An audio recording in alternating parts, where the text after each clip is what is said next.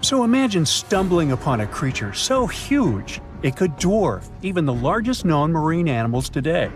Scientists discovered the fossils of this beast on England's coast and believe it once ruled the waves. The new species was named Ichthyotitan severnensis, but thankfully for me, scientists nicknamed it the Little Stock Monster. Its estimated lengths range from 72 to 85 feet long, almost as big as a blue whale.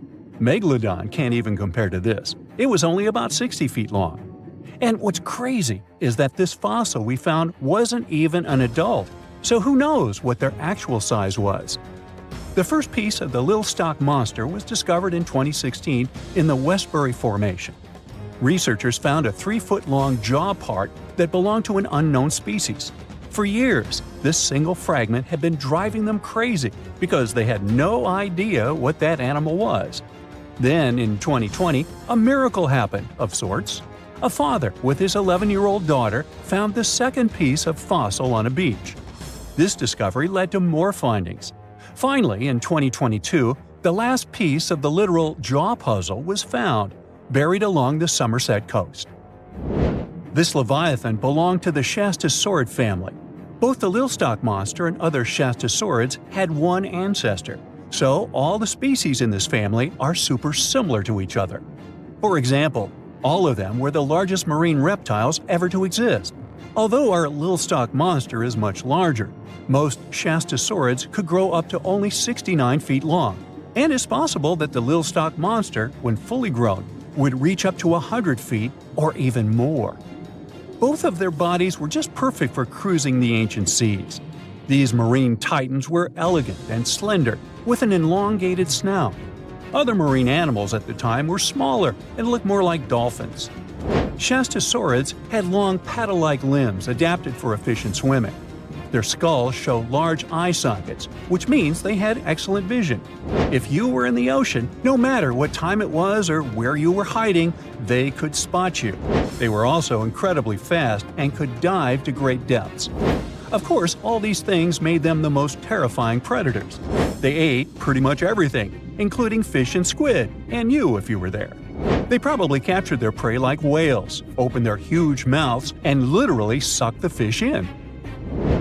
What made the Little Stock Monster especially scary is that it wins in the jaw competition. For other Shastasaurids, their jaws were a bit weaker, so they hunted smaller fish, kind of like today's orcas. They required vast amounts of food. This shows us that the Earth's Triassic oceans had rich, productive food webs. But the Little Stock Monster has this unique feature. It could open its jaw almost 90 degrees upwards. It also had tons of powerful muscles around. Its jaws were horrifyingly strong. So while others were hunting some squids, the Little Stock Monster probably hunted large fish and even other marine reptiles. Fossils of Shastasaurids have been found everywhere in the world, from North America to Asia. This means that these creatures dominated from scavengers, and that's exactly why we struggle to find these fossils now. Scavengers didn't leave any remnants of them. So, while we have some fossils of this marine family, they mostly remain a mystery for us. They lived in the oceans about 200 million years ago, in the late Triassic period. The Earth looked completely different back then. All continents were united in one Pangaea, a huge landmass. Some parts of this supercontinent were covered with lush conifer forests, while others were dry deserts and open prairies. It was before the famous Jurassic period, but there were already first pterosaurs and amphibians. It seems like those monsters were crazy resilient. The Triassic period was super unstable, but they survived through many changes in the environment. Well, until the last one. The Triassic extinction came out of nowhere. It was one of the Earth's big 5 extinction events. It wiped out almost all species on the planet, including these leviathans. It's still not clear what happened exactly, but it looks like there was a huge tectonic activity. Volcanoes in the oceans were going crazy back then. These massive volcanic eruptions have probably altered the climate and ocean chemistry, leading to the extinction of many species. Scientists have a theory that it might have happened because there was a rain of comets flying to our planet from the Oort cloud. This likely happens about every 200 million years or so. I wasn't around then, so I'm just guessing here. In any case, after the extinction, The Earth took some time to recover. Then it entered the famous Jurassic period. More terrifying sea monsters were on the way. One of them left us a colossal skull. This fossil is 150 million years old, and it also belonged to a sea beast from Jurassic times. They called it the Sea Rex. The name is very fitting. This monster could have broken a car in half with one bite. It was also discovered accidentally. A fossil enthusiast was walking along the Jurassic coast. This place is famous for having tons of ancient fossils, all because of the erosion in stormy weather. Typically, people find small spiral fossils here. However, this time, he discovered a giant sea monster fossil. Excited, he contacted scientists. They arrived at the spot right away and then had to carefully climb down a cliff to search for the rest of the skull. This fragment alone is 6.5 feet long. Turns out, it's a newly discovered species of pliosaurs, giant predators of the ancient seas. Pliosaurs were among the largest marine predators ever. Some of them grew up to 40 feet long. They used their huge teeth to snatch and devour prey, including other reptiles. Well, at least those creatures are far gone. But what about the horrors that still live in our oceans? Recently, biologists discovered the world's longest animal, the one that's still alive to this day. They found it off Australia's coast, on the Gascoyne coast, a very mysterious and unexplored place. There, underwater vehicles stumbled upon a frightening 150-foot-long siphonophore that's twice as long as many blue whales and 3 times as long as a humpback whale. Doesn't it kind of look like one of those toy string worms? But this creature isn't friendly at all. It's a string-like deep-sea predator. What's even more scary is that this isn't actually one creature. It's a colony of small clones working together as one. Basically, collective consciousness. Ooh, Borg.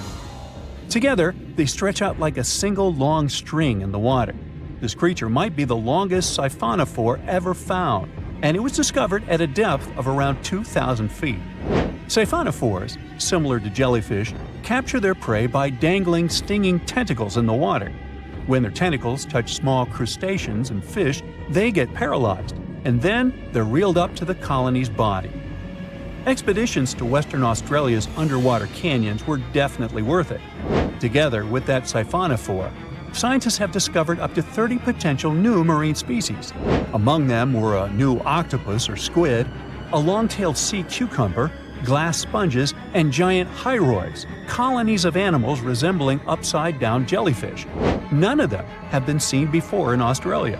But most of them weren't as scary as the one that was recently discovered in the Gulf of Mexico.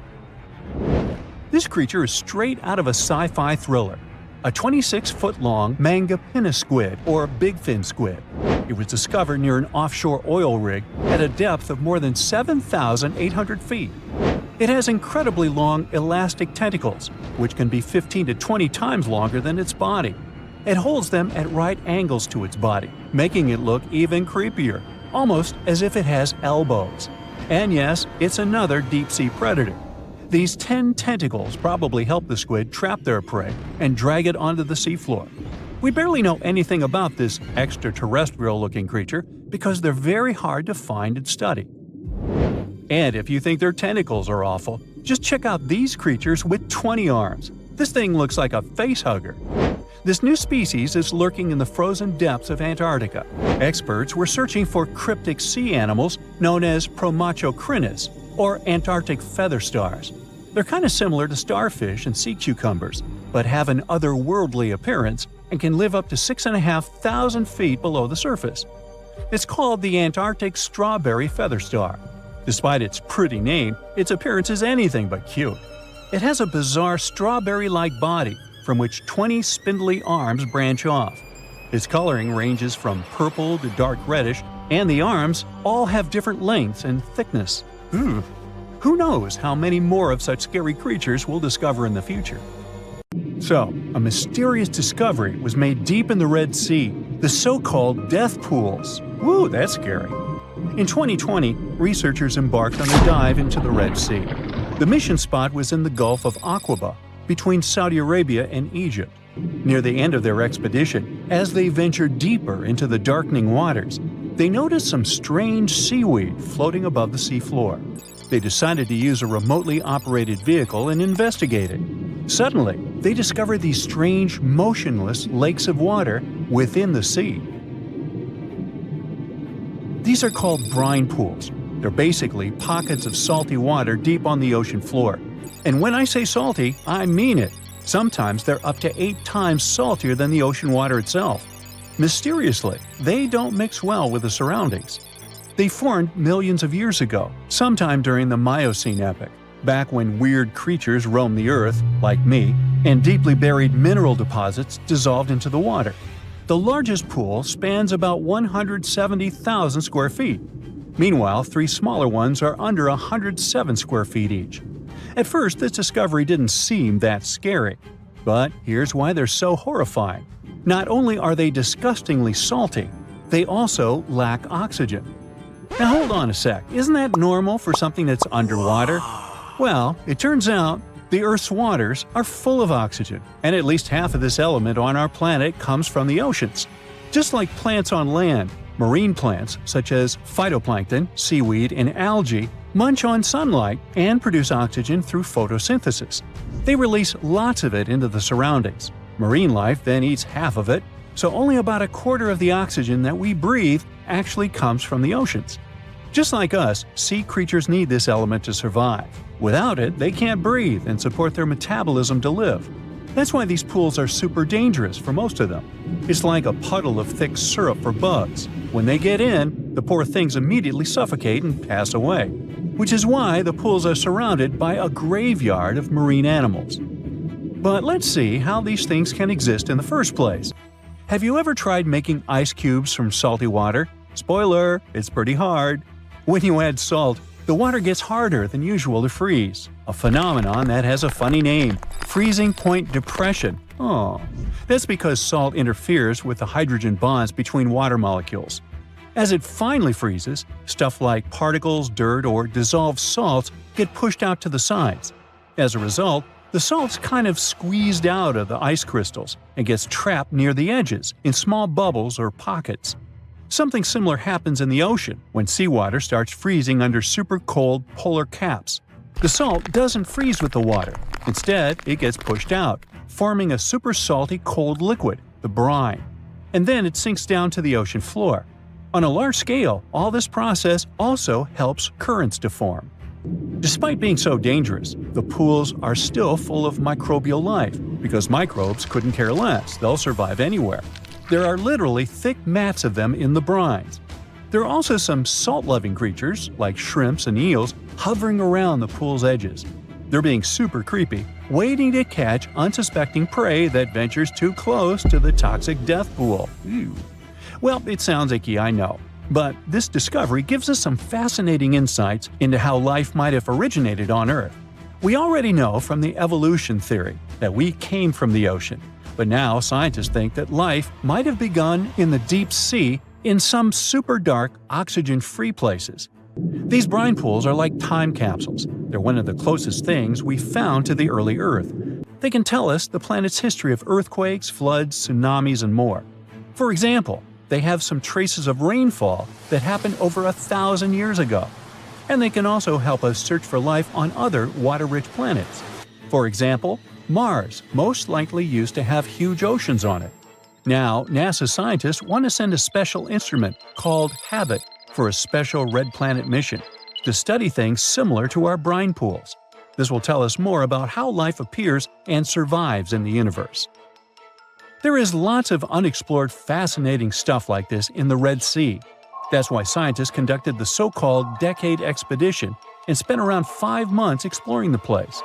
This expedition was launched by the National Center for Wildlife.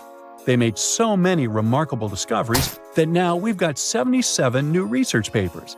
For example, they found over 10 blue holes, incredible underwater sinkholes that host unique ecosystems. They also learned that dolphins can use those blue holes to protect their young from predators. Scientists also found traces of great white sharks, a creepy community of deep-sea lanternfish living in low oxygen conditions, and even a new coral species. It's the most resilient deep-sea corals that also vibe just fine without oxygen, like microbes we mentioned. Speaking of which, research also showed us some new ancient thermal vents and large blobs of microbial formations near Farasand Island. Now, can you believe that with all that, we only explored 5% of the ocean? It's divided into several layers based on depth. Each layer becomes darker and more isolated from sunlight as we go deeper. The places that no sunlight can reach are terrifying.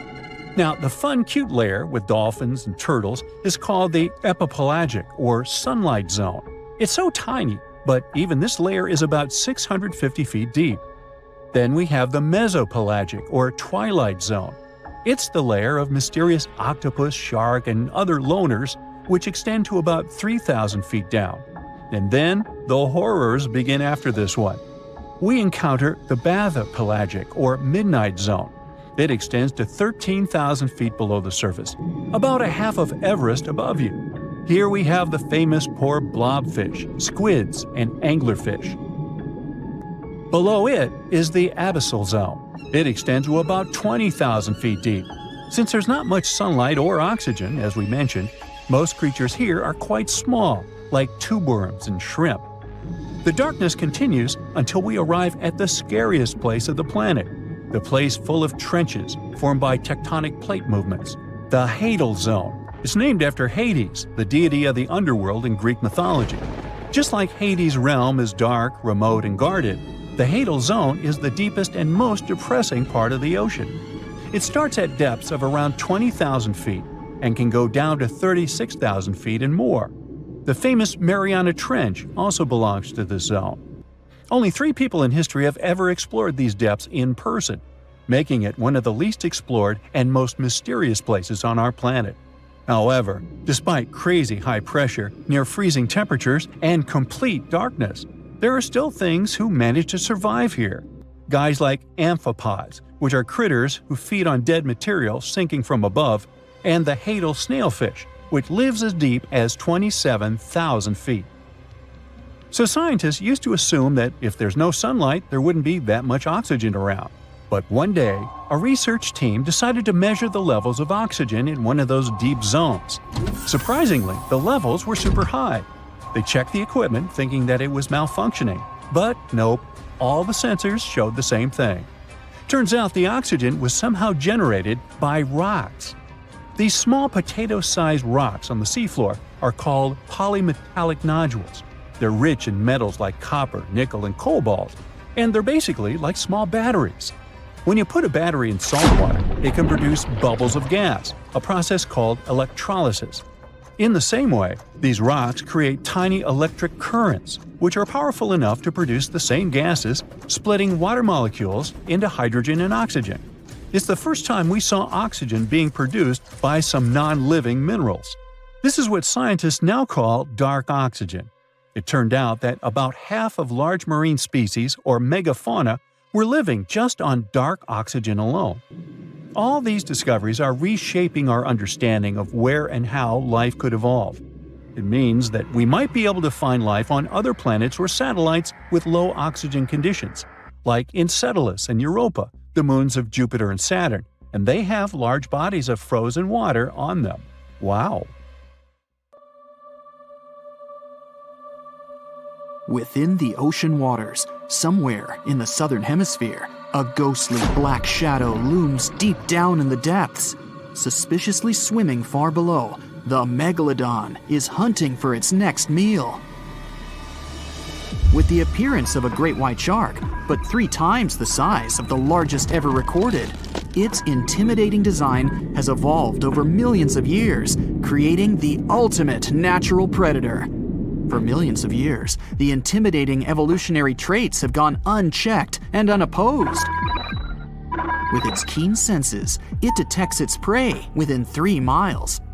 As it swims below, it's been following an unsuspecting sea turtle that's slowly paddling above on a long voyage. The megalodon stalks the turtle, ensuring it makes its move toward the turtle at the right moment, swimming upward at 11 miles per hour, intending to immobilize the turtle by ramming it. As it approaches, the megalodon's adept senses notice something else lurking nearby. Pausing its pursuit of the turtle, it adjusts and turns to face another, much larger object. The megalodon may be the largest marine predator to have ever lived on Earth, rightfully feared by all creatures within these waters, but not today. There is a newcomer to these parts, one that has a similar reputation and matches the megalodon in ferocity. This unknown creature intends to contest these hunting grounds. The challenger is the Leviathan. As the sea turtle takes this opportunity to swim away as fast as it's able, these two apex predators size each other up from a distance, preparing to establish who will reign as the supreme king of the sea. The megalodon dominated the ocean sometime between 3 to 23 million years ago, spreading to all corners of the globe, within seas surrounding Europe, Africa, the Americas, and Australia. Its focus is mainly on offshore areas where prey would be prominent, hunting sea turtles, whales, seals, dolphins, and other sharks. Its range was long, traveling between coastal and oceanic waters throughout different stages of its life cycle. Given that the territory they cover grows with each year they live, and the wide range of prey available to them, the megalodon's size can reach up to 67 feet in length. Armed with thick and robust teeth made for grabbing their prey and biting through bone, they have a 41,000-pound bite force, which is almost 4 times stronger than that of a T-Rex. Their tactics include ambushing their prey from below while ramming them into submission. With larger prey, they aim to disable them by biting at the fins, and once immobilized, biting through their chest. Their jaw is made up of around 276 frightening serrated-edged teeth that are 7 inches long and jagged at the sides. The megalodon's competitor, the Leviathan, is armed with 22 large teeth of its own that come in various sizes, some up to 12 inches long. All are capable of piercing through its target. Excluding tusks in comparison, these are among the largest teeth that have ever existed on any known animal. Although it hasn't reached an overall equivalent size to the megalodon, its length is equally impressive, as it's capable of growing as large as 57 feet long. Mainly living within the southern hemisphere, they've only been around for a short while, existing from 9 to 10 million years ago. Although it hunts similar prey to the megalodon, it has a different strategic method of hunting, chasing its prey, tiring it out to the point of exhaustion, and then finishing it off by ramming it with its head and then biting it. It also has a more adaptive trait in its arsenal, its much larger brain. Being a warm-blooded mammal, it possesses superior intelligence, ensuring quicker thinking, with the ability to change its tactics at crucial moments. The megalodon acts on sheer instinct, and that has worked consistently for the past few million years. But will it work now? Although there are millions of years of difference between when these two behemoths existed and patrolled the seas, they shared a short period of time in history. But when they did overlap one another's territory, they created some of the most epic conflicts that have ever been had on Earth. This megalodon's turf has never been in contention until now. As the Leviathan approaches, observing the much larger megalodon, it's hesitant to make the first move, as generally, anything that it has come across before attempts to escape immediately, causing a chase to begin. The megalodon, however, never flees. The megalodon's instincts ensure it will act overconfident, and, as expected, it makes the first move. It swims at full speed, gliding through the water, aiming to ram the Leviathan. The Leviathan has no other choice but to do the same, rather than turning to flee and leaving itself unprotected. The two aquatic giants slice through the water on their way to meet fin to fin. The megalodon is puzzled that its foe is not turning tail to swim away, but it continues, as it has no reason to doubt victory from this tried and true tactic that has never failed before. As the megalodon approaches, it quickly turns to swim downward. It's faster and more agile than its opponent. It maneuvers below, gaining some distance. The Leviathan moves much slower and is unable to turn in time as the megalodon veers upward and rams it on its soft underbelly, attempting to force it into submission. There is little effect due to its size, and the Leviathan continues to turn, but it's far too slow as it attempts to bite with a desperate hope to grasp its attacker with its powerful jaws. The megalodon easily swims away from its toothy trap, quickly retaliating by taking aim at the tail and fins, chipping away at little pieces as it bites, then quickly retreats, continuing this routine over and over, trying to disable the Leviathan's defenses. This tactic is effective, but it's taxing on the megalodon as it's running out of energy. Still, it pushes hard to try and finish the hunt, using all the energy at its disposal, expecting that the struggle will not go on much longer. The Leviathan is outmatched. The speed of its combatant is far superior, and the constant chipping away at the fins and tail is becoming too costly. Upon realizing its abilities are surpassed and that it's helpless to resist the constant array of attacks, it attempts to swim away, maneuvering as it flees, desperately trying to obtain some distance from its aggressor. The megalodon follows the Leviathan during its attempted escape, realizing this is a prime opportunity to finish the job. The Leviathan swipes its large tail as it swims, trying to repel any further attacks from the megalodon. It hits the megalodon and stops it in its path with every advance. As the Leviathan continues to swim away, it sustains energy with ease. The megalodon, on the other hand, is quickly running out. The Leviathan's strategy is working as it continues to swim at a relaxed pace. The megalodon eventually runs out of energy, unable to continue at the same pace. But its instinctual arrogance won't let go. In its evolution, it has never really needed to develop the ability to flee. There has never been a reason for it.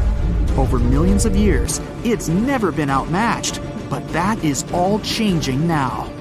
As they press on, it's clear that this is a contest between a marathon swimmer and a sprinter. The Leviathan continues to conserve its energy wisely, while the megalodon, starved of energy, continues to pursue, becoming slower with every flick of its tail, to the point that it's unable to maintain the chase. Upon realizing its foe is exhausted, the Leviathan turns toward the megalodon. Now, with dominant speed and maneuverability, it spreads its massive jaws, grasping the megalodon's spine, ending the struggle and ensuring its victory. The challenger, the Leviathan, is a novice in comparison to the ancient megalodon, but thanks to evolution, it ensured its eventual victory. This guaranteed its reign as the top predator, and arguably the greatest predator to have existed on Earth. Unfortunately, it would only be a short reign. No, there wouldn't be a larger or more superior foe to take the mantle. The world would begin to change. The Earth would soon go through a cooling trend, which would cause the main prey of the Leviathan to go extinct. And without a food source to sustain this hulking beast, it was unable to continue. But this led to other similar predatory animals taking its place. The killer whale, sharing similar characteristics, eventually replaced its predecessor. The megalodon would then retake the mantle by default due to the absence of its victor. Continuing with its prior successful strategy and broader food source, it ensured its prolonged survival. But as the seas cooled even further and became much shallower worldwide, it became more difficult for the megalodon to reproduce. The suitable shallow areas that were necessary for nurseries quickly disappeared, and without these, the megalodon too eventually went extinct. And just like its former opponent, other smaller sharks were able to adapt to these changes in the shallower waters, ensuring a more diverse pool of predators to dominate the seas. What's the scariest predator under the ocean? The crocodile? I don't think so. Loch Ness Monster? Please, it never existed. How about the Kronosaurus? Well, it is extinct, but you might be onto something. Let's take a look at what it'd be like if these creatures were still around today. First things first, what on earth was it? The Kronosaurus was a marine carnivore that lived in the cool, high-latitude Eromanga Sea. It covered vast areas of inland Australia between 90 and 120 million years ago, during the early Cretaceous period. Near-complete fossils of the creature were also found near Colombia, which is a country that has a noted connection to prehistoric reptiles and turtles. This fact makes it extremely possible that the monster I'm about to describe existed worldwide. You might have heard saurus and thought, oh, it's a dinosaur. But these were actually reptiles. They were the largest member of the Pleosauroidea family, referred to as plesiosaurs. Fossil evidence suggests they weighed over 20,000 pounds and were roughly 30 feet in length. Just to put that in perspective, The longest crocodile ever measured was a saltwater crocodile by the name of Lolong from the Philippines. It was 20 feet in length and weighed just under 2,500 pounds.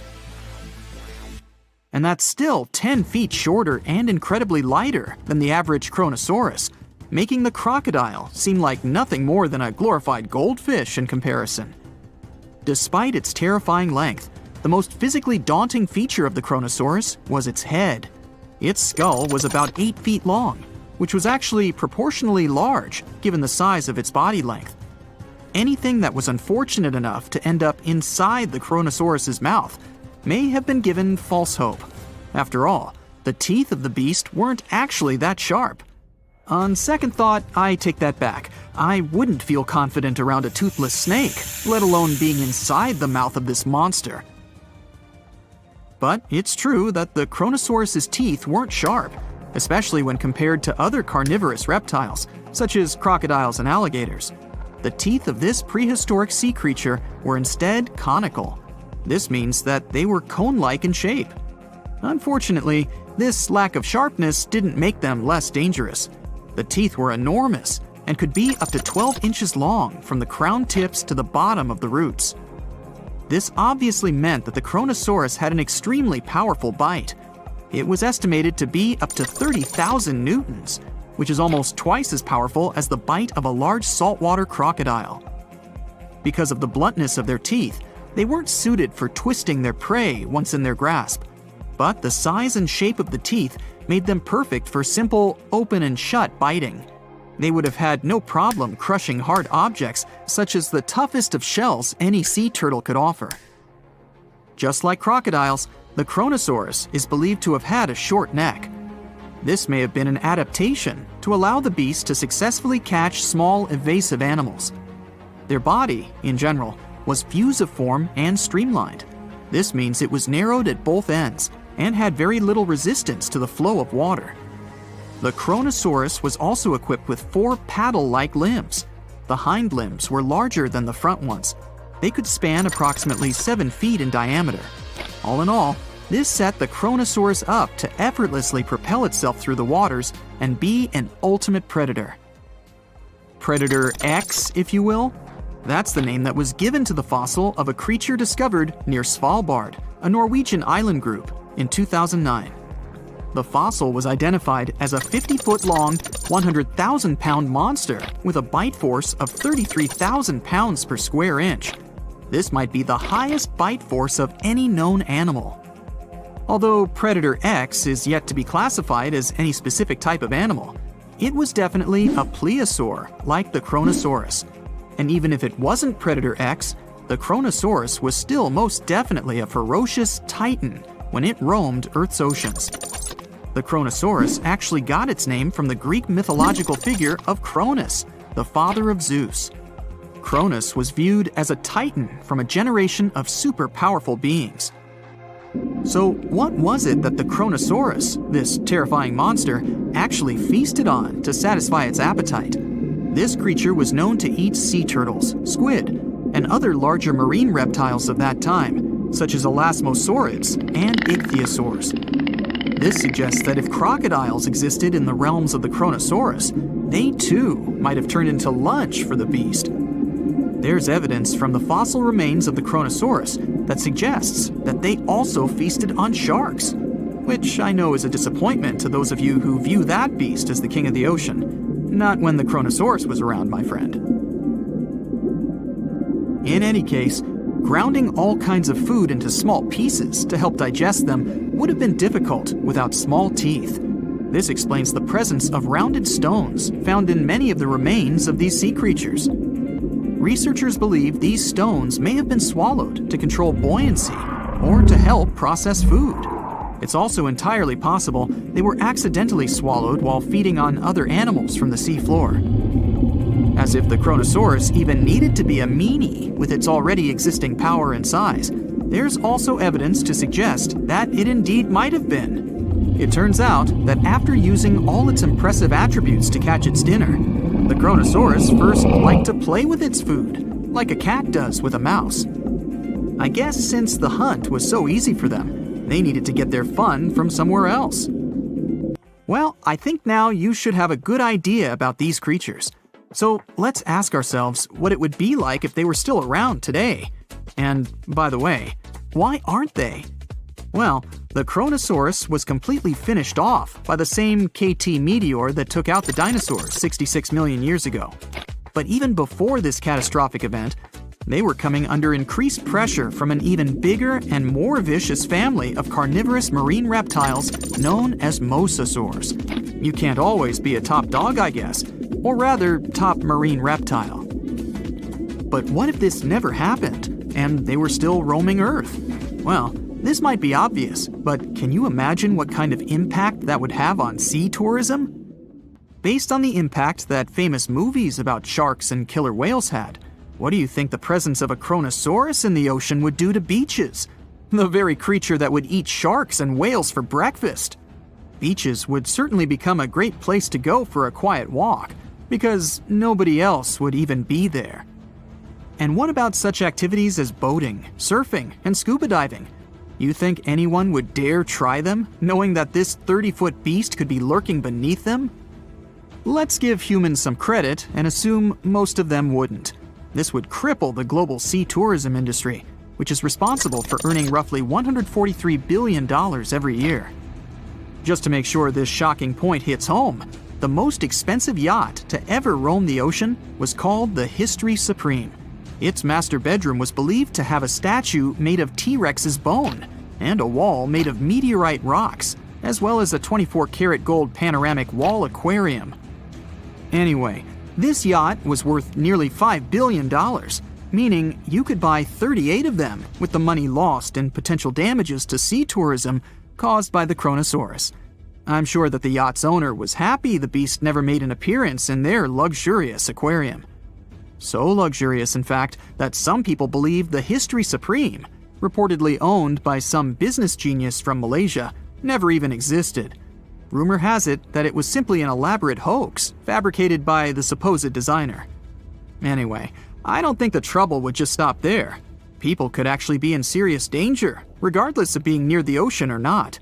No, I'm not about to tell you that this thing would grow legs, adapt to living on land, and start picking us off one by one. At least, I hope not. I'm just going to point out the damage that the Kronosaurus would inflict through its devastating impact on sea trade. In America, ocean transit accounts for 76% of national trade. On top of this, more than 100 vital pharmaceutical products originate in the sea. I'll also state the obvious and point out that the ocean is a huge food source for us humans. The presence of the Kronosaurus could have a great impact on our relationship with the ocean, something we usually take for granted. It was one of the biggest creatures ever to roam the Earth. It was longer than your average school bus and could easily weigh more than 10 elephants combined. But where did it live? How did it end up having this size? And most importantly, why is it extinct nowadays? Let's find out. The megalodon was the largest predator ever known in our planet's history. In terms of its location, the megalodon lived practically in all waters on our globe, except near the poles. The reason why there were no megalodon teeth found in Antarctica is probably that the gigantic creature adapted to only warm tropical and subtropical waters. The younger ones liked to keep to the shores, while full-grown adults preferred coastal areas, but they could easily move into the open ocean as well. How do we know the megalodon was so widely spread? We can only presume, based on the fact that they discovered the most northern fossils off the coast of Denmark and the most southern in New Zealand. The discussion of how the megalodon got this size is still open in the scientific community. They recently found out that not all the specimens from this fascinating species reach the same huge size. This has to do with a little something called the Bergmann's rule, which says that the temperature of the surrounding environment affects the animal's body size because they either need to conserve or shed heat. The megalodons that reach cooler waters probably needed more body weight to make sure they survived in low temperatures. On the contrary, those living in warmer waters had to be smaller to avoid burning up. But what did this enormous fish look like? Most modern depictions show the megalodon resembling an enormous great white shark. But well, it seems it may not necessarily be correct. The megalodon likely had a much shorter nose and a flatter jaw that looked almost squashed when compared with a great white shark. It also seems to have something in common with the modern blue shark – extra-long pectoral fins. They needed these to support their weight and size while navigating the planet's waters. Lastly, the lady megalodons, seem to have been about twice as large as the gentlemen. As for their offspring, even a small megalodon was enormous, at least 6.5 feet from nose to tail. How do we know that? Because specialists have stumbled upon megalodon nursery habitats in Panama, Maryland, the Canary Islands, and Florida. Even the piles of used diapers were enormous. Nah, not really. Surely the scariest aspect of the megalodon's looks was its mouth. I mean, think about it. Megalodon had whales for dinner, so it obviously needed to open its mouth wide enough. Scientists have estimated that its jaw would span a mind-boggling size, 9 by 11 feet wide. Just to paint you a better picture, that means it could have easily gulped down 2 adult people side by side. Wait, which 2 adults? Those impressive jaws also featured 276 teeth. Based on modern reconstructions of the force of its bite, it looks like it may have been one of the most, if not the most, powerful animals of prey ever to exist. For comparison, humans can have a bite force of around 1,300 newtons. Today, great white sharks have been estimated to be able to bite down with a force of over 18,000 newtons. The megalodon tops all the records, with an estimated power of bite up to 10 times greater than that. It could basically crush a car with very little effort. Its teeth were also pretty amazing. Similar to sharks, the megalodon was fast in replacing its broken or worn teeth.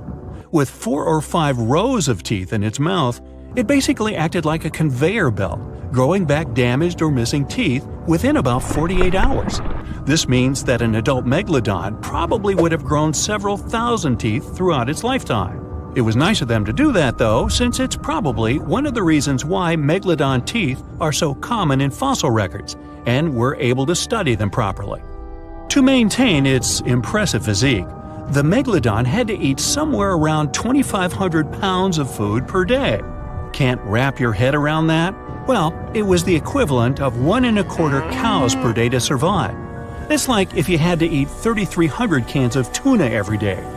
I've used the word megalodon a lot, but have I mentioned where it comes from? When translated from Greek, it means giant tooth. Ah, those clever Greeks.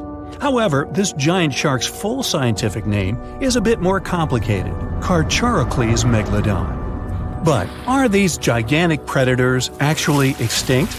We tend to believe so, but let's be honest for a second. We've come to know more about the surface of Mars than the depths of our oceans. Like, we've only explored 15% of our oceans altogether. Who knows what may be lying out there in the deep?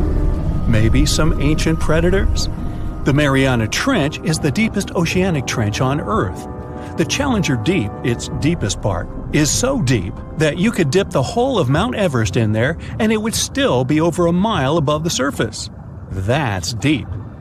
If a megalodon or two ever needed a place to crash, that would be a discreet enough location. However, the Mariana Trench is not a particularly comfy place to be in. Because it's cold and steeped in total darkness and all.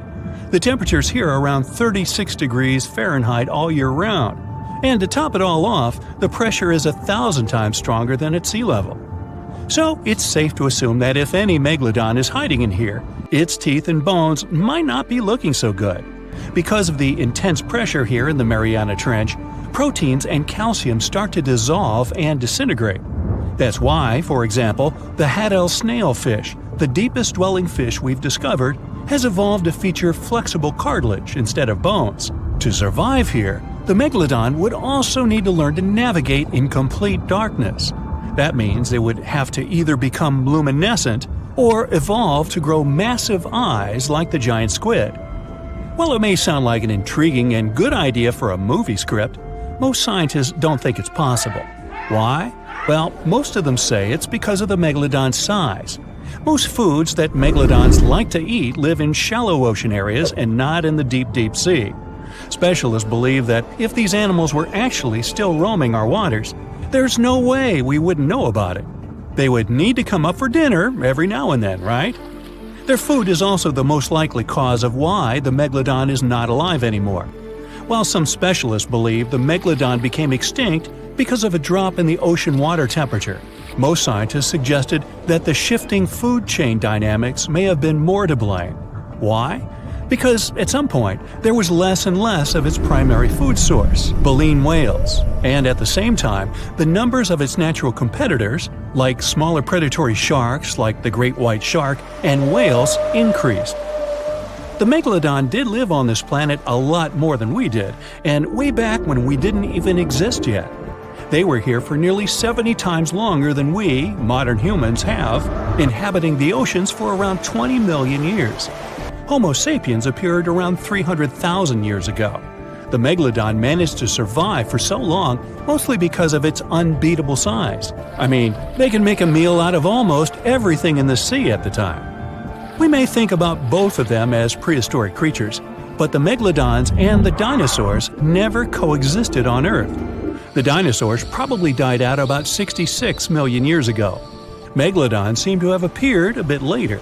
That's because the oldest megalodon fossils we have yet discovered are from the Miocene epoch, which began 23 million years ago. So long, Meg! The Meg, aka Megalodon, roamed the oceans long after dinosaurs were wiped out by the Great Meteorite. It was one of the largest and most dangerous hunters that have ever lived on Earth, as well as the biggest shark. But then, about 3.6 million years ago, the last of its kind disappeared from our planet, leaving only huge teeth for modern archaeologists to keep finding. There are a few theories about why it could have happened, but scientists might have found the true reason. The megalodon, which means big tooth, was the largest shark ever to exist. It reportedly lived around 20 to 3.6 million years ago and was truly enormous. Its bite was more powerful than that of a T-Rex, and likely any other powerful predator that has ever roamed this planet.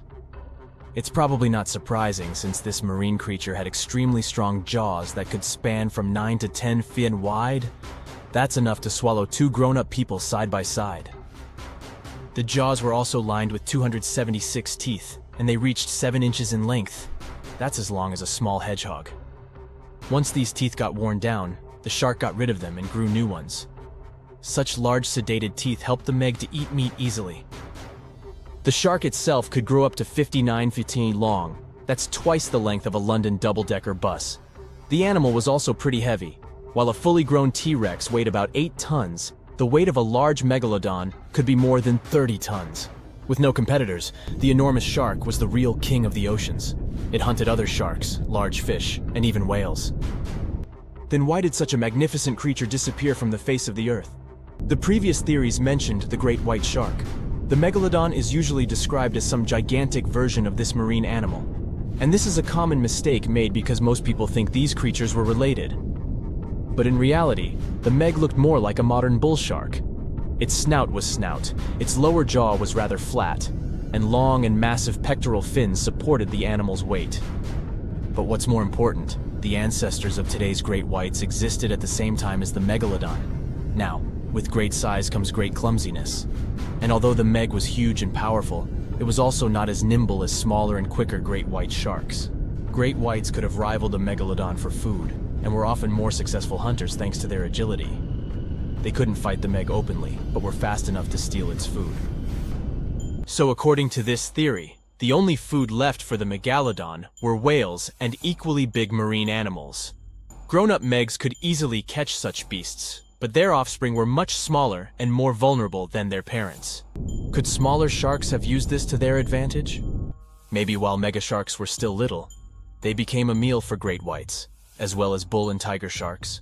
Even at those times, a great white shark could reach the length of 20 feet, while a megalodon kid was definitely smaller.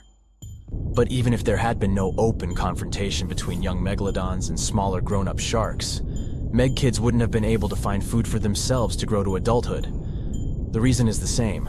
The population of other sharks was growing, and they were rivaling each other and the Meg for convenient food.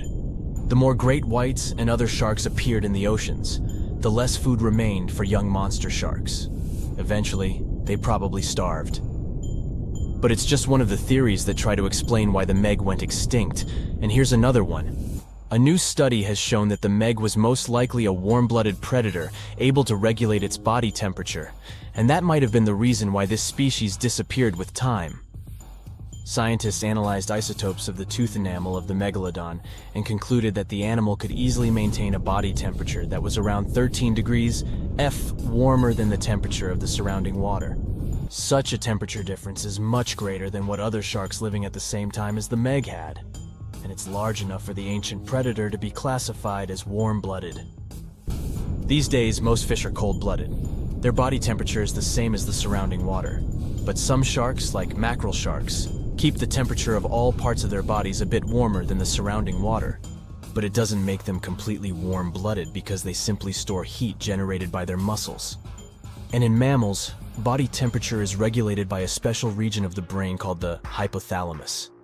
Anyway, the Meg's warmer body allowed the animal to move faster, deal with cold water better, and spread out all over the world. But eventually, it might have led to a disaster. The megalodon lived during the Pliocene epoch, pronunciation. It began approximately 5.3 million years ago and finished 2.5 million years ago. During that period, global cooling occurred. It also caused the changes in sea level, which the megalodon probably didn't survive. The main problem for the predator was to maintain an energy level allowing its body temperature to remain elevated. But to do it, the animal had to eat a lot, and I mean it. But it was a challenging task in a time of changing marine ecosystems, and while competing with newcomers, such as the great white shark. If this theory is true, then the amount of energy the Meg had to use to remain warm could have contributed to its extinction. This new information is very important to us. It shows that many marine predators in modern oceans might be experiencing the effects of ongoing climate change too. By the way, have you heard that there have been several cases when people were sure they had seen the Meg? Or at least some similar extremely large monsters. And these sightings happened relatively recently. For example, in July 1916, the New Jersey coast of the US was terrified by a series of shark attacks.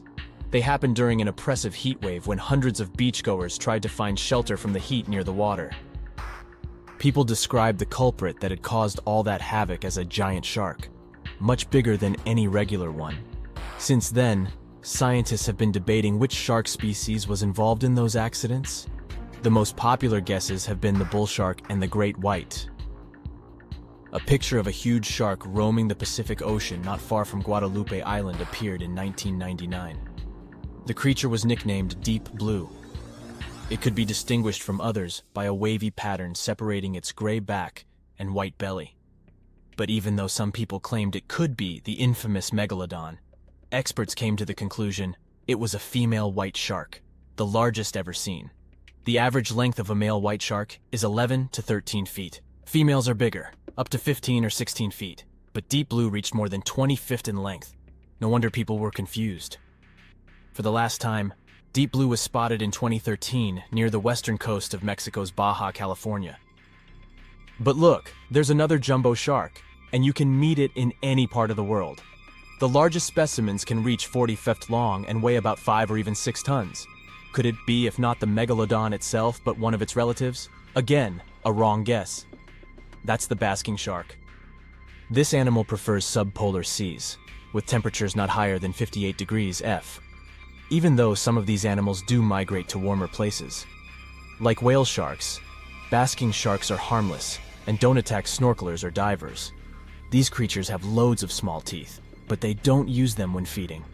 Instead, they swim with their huge mouths open and swallow plankton.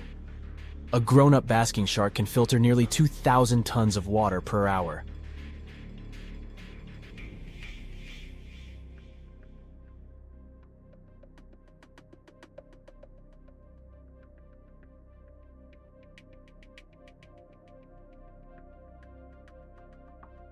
The giant shark that terrorized the oceans some 20 million years ago.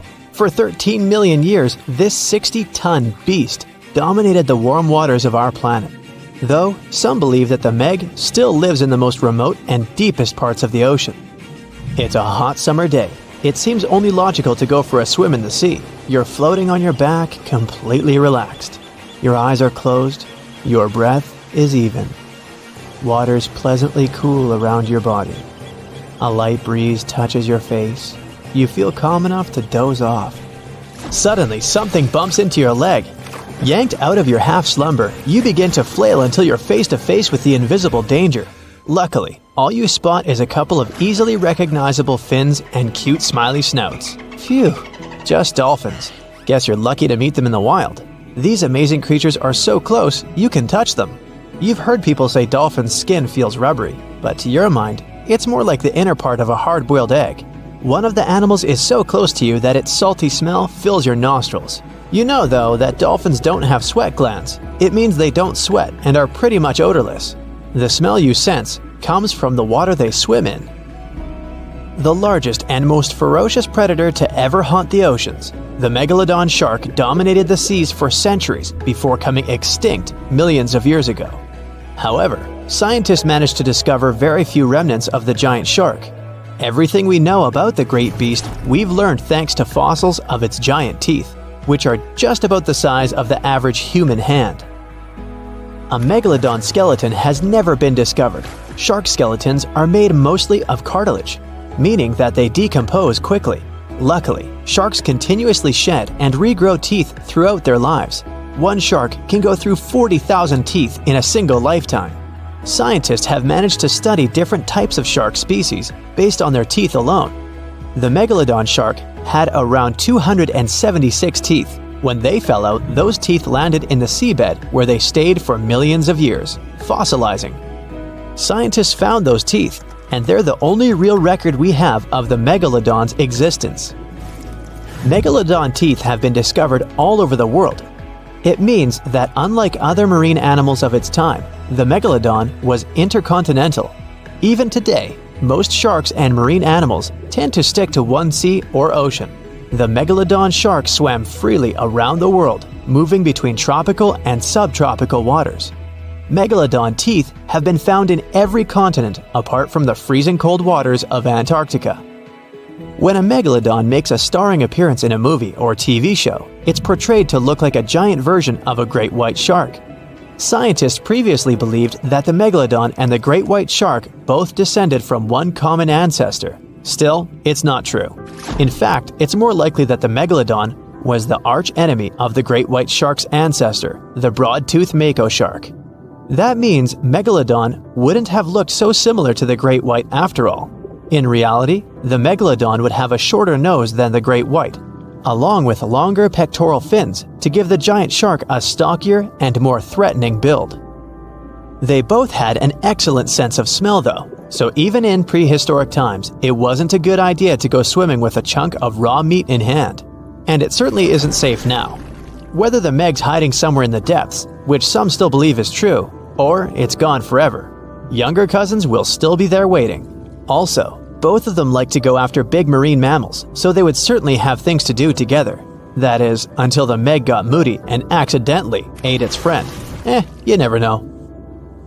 These guys had a different hunting style.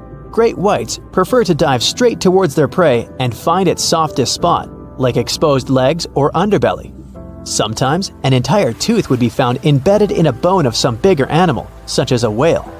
Without the main parts they use for swimming, poor sea animals were then helpless and unable to escape. Yet whales were just a smaller part of megalodon's diet.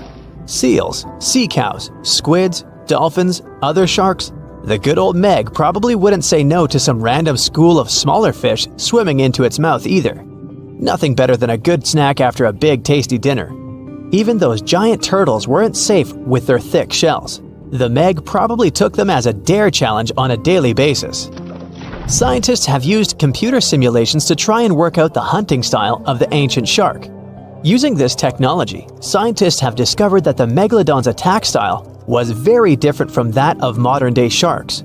Modern sharks dive straight for their prey's most vulnerable spot, for example, the soft underbelly of a seal. The megalodon's teeth were uniquely suited to biting through tougher areas of cartilage.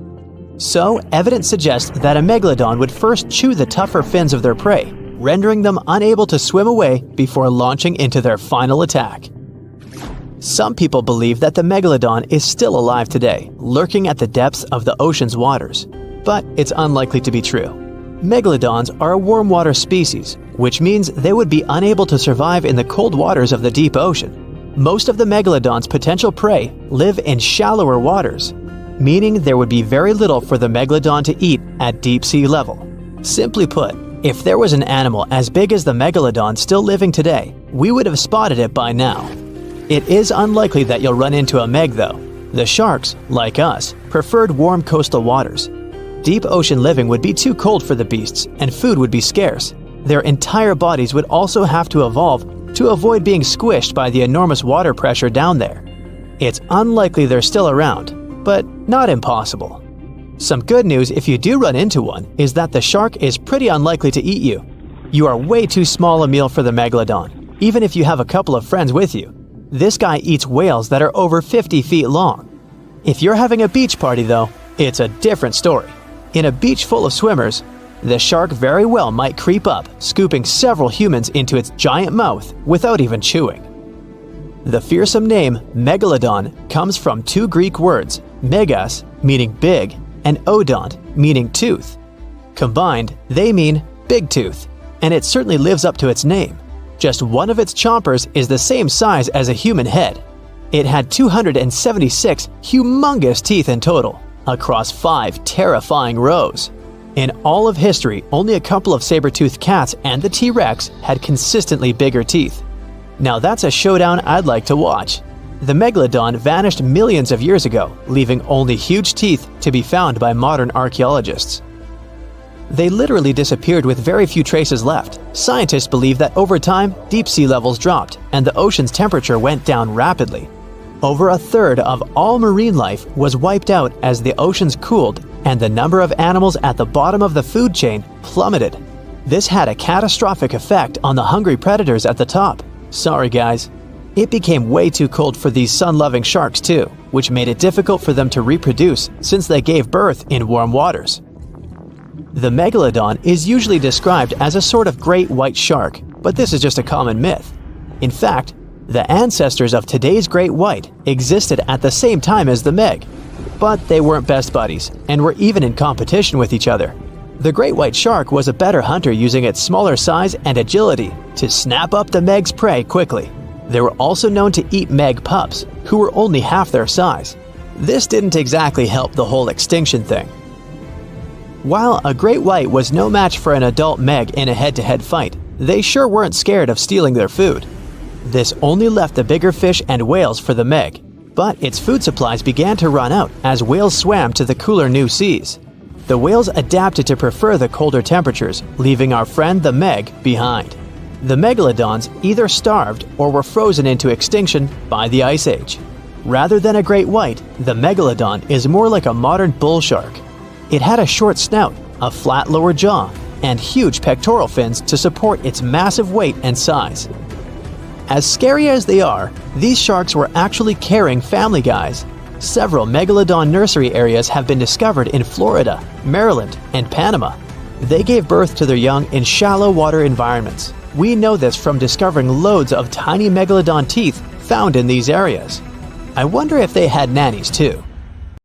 It was the largest fish our Earth had ever seen, and its bite was strong enough to crush a car. The largest of its teeth found was the length of a remote control. It consumed about 2,500 pounds of food a day. That's like 3,300 cans of tuna for you. The earliest megalodon fossils are from about 20 million years ago, but you won't see its skeleton, and that's because the mighty meg had no bones. A skeleton made from bones gives most animals their body shape and strength. Sharks, though, come from the same subclass as rays, skates, and sawfish and have cartilage instead of bones. Cartilage is a tissue that is softer and more flexible than bones, but it's still tough enough to shape the body and protect the internal organs. Some areas are more flexible, since cartilage is weaker, and some, like the shark's head, are much tougher thanks to calcified cartilage. Their snouts, though, are made of really soft and flexible cartilage to work like a bumper in case of a collision with some dangers. Who knows if they'd be able to do all this with a heavy skeleton? Plus, cartilage makes their jaws more flexible, and they can open their mouths much wider than they would with a jaw made of bone. Our hero, Meg, was no exception, and it had the strongest bite of all living creatures, which was also made possible by a skeleton made of cartilage. Sharks take full advantage of their cartilage. It helps them swim and turn fast while hunting. One drawback of this type of skeleton is that it was really tricky for scientists to establish the shape and size of Meg. Normally, they would do it using fossilized bone skeletons or their parts. With Meg, they had to guess based on the teeth they found and comparisons with living relatives. A more recent 3D computer model was based partially on scans of a preserved spine discovered in the 1860s. The model showed that Meg was bigger, faster, and even hungrier than scientists had previously thought. Looks like an average megalodon was 52 feet long. That's slightly bigger than the height of the Hollywood sign and weighed 10 times as heavy as an elephant. There were also much bigger creatures. Scientists still aren't sure how the megalodon got this size. The fact that there were bigger and smaller Megs probably has to do with a little something called Bergmann's rule. It says that the temperature of the surrounding environment affects the animal's body size because they either need to conserve or shed heat. The megalodons that reached cooler waters probably needed more body weight to make sure they survived in low temperatures. Those living in warmer waters had to be smaller to avoid burning up. If the researchers were correct in their calculations, it also means that Meg reached a cruising speed of over 3 miles per hour, which is much faster than other sharks. The still-living great white shark can cover a distance of nearly 7,000 miles without stopping, which is 9/10 as long as the diameter of Earth. It looks like the megalodon could have gone much further. Megalodons managed to survive on our planet for nearly 70 times longer than humans have. They were roaming the oceans for around 20 million years, and you could see them pretty much anywhere except near the poles. Scientists discovered the most northern fossils off the coast of Denmark and the most southern in New Zealand. The reason why there were no megalodon teeth found in Antarctica is most likely that these adapted to only warm tropical and subtropical waters. The younger ones like to keep to the shores, while full-grown adults preferred coastal areas, but they could easily move into the open ocean as well. When our planet went through a period of global cooling and drying, and the seas began to freeze around 3.6 million years ago, there was less and less room for Meg to thrive. Much of their prey, like smaller whales, seals, and sea turtles, disappeared or relocated to waters that were too cold for our hero. And at the same time, the number of its natural competitors, like smaller predatory sharks, like the great white shark, and whales, increased. This shifting food chain dynamics could have been even more dangerous for the Meg than the cold ocean water. You're used to seeing them on the big screen as heartless monsters, but these huge sharks were actually loving and caring family guys. Scientists discovered several megalodon nursery areas in Florida, Maryland, Panama, and off the coast of Spain. It looks like they gave birth to their young in shallow water environments. Then, little Megs would stay there with adults protecting and raising them until they were ready to fight off predators. The mighty Meg had 276 teeth in 5 rows in its mouth. Similar to other sharks, it was fast in replacing its worn-out or lost teeth. With 4 or 5 rows of teeth in its mouth, it basically acted like a conveyor belt, able to grow back damaged or missing teeth. This means that an adult megalodon probably would have grown several thousand teeth throughout its lifetime. Although the great white shark is often mentioned as Meg's closest relative, they'd hardly be distant cousins. The ancestors of today's great white existed at the same time as the Meg, but they weren't best friends and even rivaled each other. The great white shark wouldn't win in a head-to-head fight with a Meg, but it was a better hunter using its smaller size and agility to snap up the giant's prey quickly.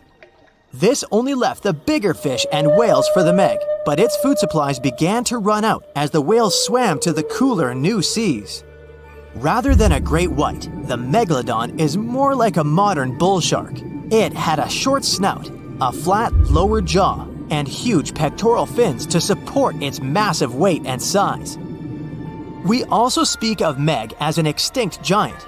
But can we be 100% sure it isn't hiding somewhere as we speak? After all, we've only explored 5% of our oceans altogether. The Mariana Trench is the deepest oceanic trench on Earth, and you could dip the whole of Mount Everest in its deepest part, and over a mile of it would still be above the surface. If a megalodon or two needed a place to hide, that would be the perfect spot. It wouldn't be the coziest place to live, though, with its cold water and total darkness. Plus, the pressure there is 1,000 times stronger than at sea level. So, if a meg really were hiding down there, it would have serious issues with its teeth, because calcium would dissolve under that pressure. To survive here, it would also need to learn to navigate in complete darkness. That means it would have either become bioluminescent or evolve to grow massive eyes like the giant squid. If the meg were still around and true to its dietary choices, it would have to eat smaller fish, and that would be a problem for us humans. Especially those of us who love fish, that is. And the ocean isn't cooling down these days. The megalodon would love its temperature and would thrive and reproduce faster than ever. Those giants would create some massive problems for cargo ships and cruising vessels. In case you're now scared at the thought of meeting a megalodon, relax. Most scientists don't think it's possible because of our hero's size. Most foods that megalodons like to eat live in shallow ocean areas and not in the deep, deep sea. Meg would need to come up for dinner every now and then, and it's kinda hard to miss a creature this big. They're both giant prehistoric creatures to us, but the megalodons and the dinosaurs never actually coexisted. The dinosaurs probably died out about 66 million years ago. Megalodons seem to have appeared a bit later. Many terrifying animals live deep beyond the waves, like this vampire squid living 3,000 feet below the surface in almost complete darkness. This animal has a cloak, like a vampire's. That's why it's called the vampire squid. Deep down at the bottom, it can't use ink to defend itself. So this animal has developed an unusual tactic. It glows slightly to scare away predators. If this tactic fails, the vampire squid can turn its body inside out, revealing tiny spikes. When you translate its scientific name, Vampiroteuthis infernalis, it literally means vampire squid from the nether. Despite its terrifying looks, it's a harmless ocean animal. This previous creature was not from space, but this object definitely is. Before Elon Musk found a way to reuse rockets, NASA would simply drop old ones after launching astronauts into space, most of the time in the ocean or deserts. In 2012, Jeff Bezos launched a mission to find the Apollo 11 rocket. They found it by using sonar, but it was in terrible condition. It was sitting on the bottom of the ocean, not far from the predicted site. They were able to rescue the engine and reconstruct two of them. The most famous lost city is Atlantis, but sadly, we still haven't discovered it. However, Heraklion was also just a myth until one British pilot saw something that looked like a city while flying over the Mediterranean Sea. He reported it, and 60 years later, a group of divers went there. They were shocked when they found an entire city underwater. It was loaded with artifacts that could tell us a lot about the history of the place. Now it's one of the best underwater archaeological sites in the world. It's believed that the rising sea caused the whole city to go underwater. The Titanic sank in 1912. The wreck was claimed to be officially discovered 74 years later. In reality, though, a fisherman found the Titanic 8 years earlier while fishing in the Atlantic Ocean. He was pulling out his net when he spotted a head stuck in it. Luckily, it was just a doll's head. Years later, after the fisher had passed away, his son sold the doll to a doll collector. She did a lot of digging and research on every person who had a porcelain toy on the Titanic. She found the owner of the doll. Ava Hart was on the Titanic and had a doll with her. Ava survived the catastrophe by a miracle, but her toy didn't. Hart even wrote about the doll in her journal, and every detail matched the toy found by the fisherman. The tripod fish lives deep in the abyssal zone, around 20,000 feet below the surface. It's adapted to such immense depths and uses its tripod fins to stay still on the bottom. This creature doesn't have big eyes, but even if it did, these eyes would be useless in the darkness. Instead, the tripod fish uses its fins like antennas to detect any movement in the water. This creature doesn't have much luck when it comes to its love life, so it had to develop unique tactics to reproduce. One fish can be both male and female. The next bizarre creature is the lizardfish. It has tons of razor-sharp teeth, a huge mouth, and really big eyes, which it uses for hunting. All this makes the animal look freaky. The lizardfish lives at depths of around 11,000 feet in the midnight zone, where there is zero light.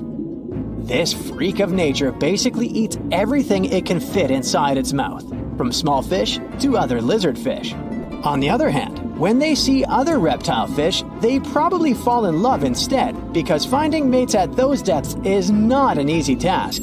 Like the tripod fish, the lizardfish can be both male and female at the same time. When you think of a river, you usually picture it on land. Still, nature is quite unpredictable, and it created a river flowing under the ocean in California. It's running at a depth of around 2 miles. This river has everything that an ordinary river has: sunken logs, trees, and rocks. And despite its uniqueness, it's not the only one in the world. There are also others in the Amazon and Greenland. A terrifying creature was discovered near Angola's coast by a remote operating vehicle. It looks like it doesn't have a head or a body. It was sitting at a depth of around 4,350 feet below the surface.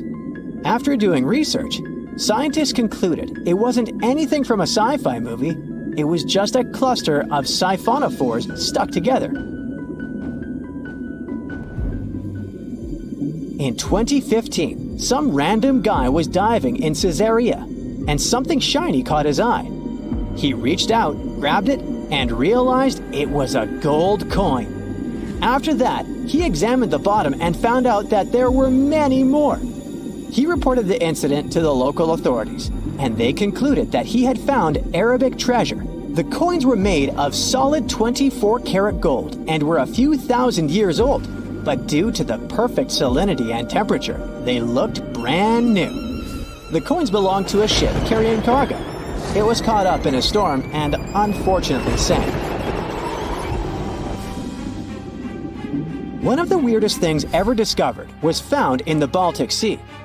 It's an anomaly that looks as if it was created by a different civilization.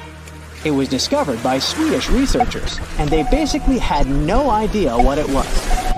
They had to ask tons of other scientists for their opinions. When you look at this formation from above, it's 200 feet long and looks exactly like a fallen spaceship. It's hard to believe that it's a natural formation, but spoiler alert, it's totally made by nature because the Baltic Sea has gone through many erosions throughout history. Most likely, the bizarre formation is the result of these processes. A group of divers in Madagascar were shocked when they found this 7-foot monstrosity of a knife on the seafloor. The speculation started immediately, and many said that the knife was from some giants that had fought megalodons and lived on Earth thousands and thousands of years ago. That could make a nice story, but the knife is most likely a movie prop that was lost at sea. One of the ocean's most bizarre animals is the frilled shark.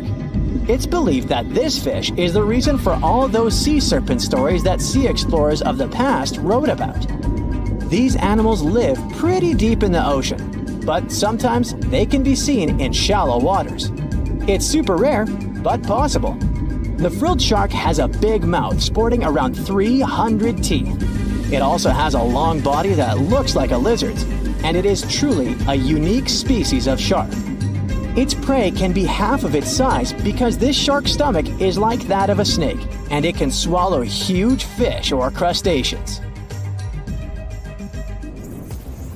Spotting a few worms in your garden is no big deal, but after seeing a 26-foot-long one in the ocean, you will make your wetsuit a little wetter. This worm is super rare, and it's completely harmless to humans. It's actually not a giant worm. It's a cluster of zooids that are stuck together in a worm-shaped formation. They usually only eat plankton, bacteria, and other tiny things that can be found in the ocean. Probably the scariest thing in the ocean that is 100% real is the magna pinna, which can be found at crazy depths of 20,000 feet below the surface. This monster looks like an underwater Slender Man, but it's just a squid with really long tentacles that can reach a terrifying size of 8 feet. This guy has only been seen a few times, and basically, we don't know much about this creature so far. Well, hey there. We dive back in time and into the oceans over 500 million years ago. Just, because we can. Whoa! Watch out! It's not megalodon or giant sea reptiles you need to look out for here. It's a bizarre, unearthly-looking creature called Anomalocaris. The name means unlike any other shrimp. And I think you'll agree, it looks like a nightmarish cross between a shrimp and a modern-day centipede. 2 tentacles protruding from its face, each lined with razor-sharp teeth. Oh yeah, and this thing was about the size of your leg. With a wave-like movement of the flaps on each side of its body, it was graceful for a terrifying creature. It was also more advanced than any other life on this planet at the time. Especially those huge eyes. You have only one lens in each of yours. This giant shrimp had 16,000. That's 4 times more than a common housefly. And you know how good their vision is. Good enough to dodge that swatter every time. All this allowed Annie to become one of the first animals on this planet to feed on others. Yep, here it is. Earth's first hunter. Its favorite meal? Trilobites. Hey, try a bite. Those are the ancient ancestors of crabs. Some of their fossils have marks on them in the same shape as the monster shrimp's mouthparts. Terrors of the past like this got to be so giant thanks to more oxygen in the atmosphere. A perfect example of this, Meganeuropsis. Imagine a dragonfly. Now make it as big as a cat, and with a wingspan longer than your arm. Megan, the monster-sized dragonfly, could easily grab other insects or even small animals, and she ruled the air with quick movements. Back then, there were still no large birds or other airborne enemies for this behemoth bug, so it was safe and free to grow as large as this planet would allow. Piranhas of the past were also jumbo-sized. Mega piranha was about 3 times the size of the river terrors we have today. Its bite force was about the same as a tiger's, and those striped kitties bite down 2 times harder than lions. That means it probably not only dined on other fish and any land creatures that, got too close to the water, but it could also easily crunch down on large turtles and other unlucky shelled creatures. And fun fact, modern-day piranhas bark like dogs when they're about to enter a confrontation. It actually sounds more like a frog's ribbit. But makes you wonder, what did this mega-sized ancient cousin sound like? A bear roaring? How about giant sea scorpions the size of your bed? Go back about 460 million years and you'd see them swimming under you. And watch out for that tail. Scientists still don't know if these creatures could use it to inject venom like your standard land scorpion. But something tells me I wouldn't want that thing anywhere near me. Then there's this guy, Therizinosaurus. Terry looks sort of like a goose with long arms. Oh, and did I mention this goose dino is about 2 stories tall and longer than a bus? Yow!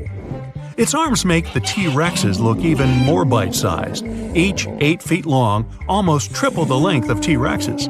And on the end, razor-sharp claws the size of your whole arm. Now, don't worry about those lengthy claws too much, though. Terry probably used them to cut through giant termite nests. So this huge reptilian goose was more interested in eating bugs and plants. Another mega monster for you, Megatherium. The giant ground sloth could look a giraffe straight in the eye and weighed as much as a hippo. It moved mainly on its hind legs and used its massive tail as support. He had huge paws with colossal knife-sized claws. The sloth could use them to defend itself from enemies and to bend tree branches in search of food. But the biggest danger to the giant ground sloth wasn't dinosaurs or saber-toothed tigers, it was our own species. Yep, humans showed up just in time to meet this fellow, and to, eat him up. Titanoboa was a terrifying 50-foot snake, as long as the great megalodon itself. It was also more than 2 times heavier than the heavyweight champion among snakes today, the green anaconda. Crocodiles were a regular on this serpent's menu. Titanoboa could swim 3 times faster than the fastest Olympic swimmer our species has ever seen. It was quicker and more dangerous in the water than outside it. And don't forget the boa part of the snake. This massive snake wasn't venomous. Instead, it liked to squeeze. Remember that giant shrimp from earlier? Well, Opabenia looks like its teeny-tiny finger-sized cousin. And instead of 2 toothy tentacles, this thing had a vacuum hose coming out of its face. On the end of that trunk, what looks like a single crab claw. Add 5 eyes and a mouth under its head, and you've got a recipe for something not of this planet. Only it is. This creature used its trunk like an elephant does. Its claw grabbed food from the bottom of the ocean and brought it up to its mouth. This thing is so weird-looking that, apparently, when the scientists who discovered it presented his findings to an audience, they all laughed as if he were joking. Now, a real-life monster, the Tully monster. From a distance, it looks a bit like Nessie, that long neck and teeth-lined jaws. But get closer, and you'll see it's more like a long nose with a mouth attached at the end, like a mosquito. Its eyes are further back, sticking out of tubes all snail-like. Tully was an ancient mollusk, about the size of your forearm. It probably dined on jellyfish and shrimp 300 million years ago. Thylacus smilus will put a smile on your face as long as you don't get too close. No, it's not a relative of the saber-toothed tiger. It was a marsupial, making it more related to a kangaroo than anything. And if you compare them to body size, its fangs were actually longer than a saber-toothed tiger's. And they grew continuously. As for that beard on its chin, that's actually all chin. The lower jawbone grew down to a point under the mouth. Those fangs were rooted to the skull, going way back to its eyes. When the mouth was closed, that bony beard protected the long, sharp teeth from breakage. Staganapolis, not to be confused with Minneapolis, might look like a big crocodile with a squished-in snout, but it was mostly harmless. Its small head and very few teeth meant the reptile didn't have much to work with when protecting itself. That's what all those armored scales were for, and no need for huge fangs or long rows of razor-sharp teeth when you're a plant eater. That beak-like tip on its nose allowed the stag to dig up plants. So, really, this reptile was more like a 10-foot scaly pig than a croc. Basilosaurus was a type of ancient whale that lived on our planet about 45 million years ago. Not quite as long as a blue whale, but this guy was still big enough to munch down on other whales and even sharks. Some people believe these monsters could still exist today. Eyewitnesses claim to have seen a giant sea dragon, and Basilosaurus fits the description. Plus, 90% of our oceans are unexplored. There's plenty of space to hide a sea monster. But scientists haven't found any fossils of this ancient whale younger than 3.7 million years. So, this myth is busted. Stegosaurus is one of the most recognizable dinosaurs that ever lived. It can easily be distinguished by those huge spikes on its tail and the bony plates on its back. It was twice as long as a giraffe and nearly 5 times heavier. But compared to its body size, it had the world's smallest brain. It was no larger than a dog's. Pelagornis had the largest wingspan of any bird ever discovered. It was twice the size of the largest bird today, the wandering albatross. Such huge wings made it hard for the bird to take off. It could only do so by jumping off cliffs. And when it finally spread its wings, this giant could only go about 40 miles per hour. The fastest bird today can reach speeds 5 times that.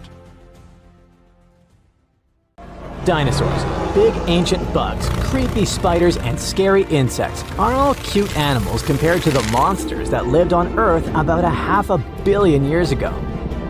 For example, here's a creature that swam in the water like a stingray and had 3 eyes. Its mouth was like a pencil sharpener. 2 long claws with forked tips like pincers protruded from its head, and its gills were somewhere in the back.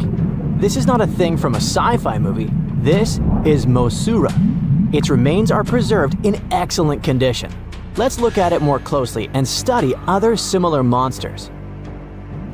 The Cambrian Explosion. Remember this name. This period is also called the Biological Big Bang, the time when a huge number of different living creatures began to appear in the ocean, large, small, and tiny. The ancestors of almost all modern animal groups were most likely born during the Cambrian Explosion, which lasted from 541 to 485 million years ago. It was a time when the first truly effective and terrifying predators appeared on Earth. One of them was Mosaura. It's only the size of an index finger, but you would never want to meet such a creature while swimming in the sea. It's scary to imagine what it could do with its pencil sharpener-shaped mouth. And you probably wouldn't be able to hide from it because, come on, it had 2 eyes on the sides and 1 big eye on its forehead. Mosaura belonged to a group of arthropods. Scientists called it a sea moth since it reminded them of a moth. This thing used a flap-like apparatus similar to wings to float in the water like a stingray. This monster was quite creepy, but its appearance may seem familiar because it's a distant relative of modern spiders, crabs, centipedes, and moths. Scientists found several 506 million-year-old Mosaura fossils, but unlike many other similar finds, these ones have been preserved in excellent condition. The found fossils showed sharp claws, a toothy jaw, and large gills in the tail section. Some parts of the fossil were so clear that they revealed the details of the creature's internal anatomy, including parts of its nervous and circulatory systems and digestive tract. It had jointed limbs like those of modern insects and crustaceans. When this monster swam in the sea, it probably grabbed its prey with long spiked claws sticking out of its head. Many Mosaura relatives have claws covered with multiple spikes, which help them grab food. But that ancient creature had smooth claws forked at the tips. That is, it grabbed the prey with those tongs, using them like chopsticks, and then brought it to its mouth.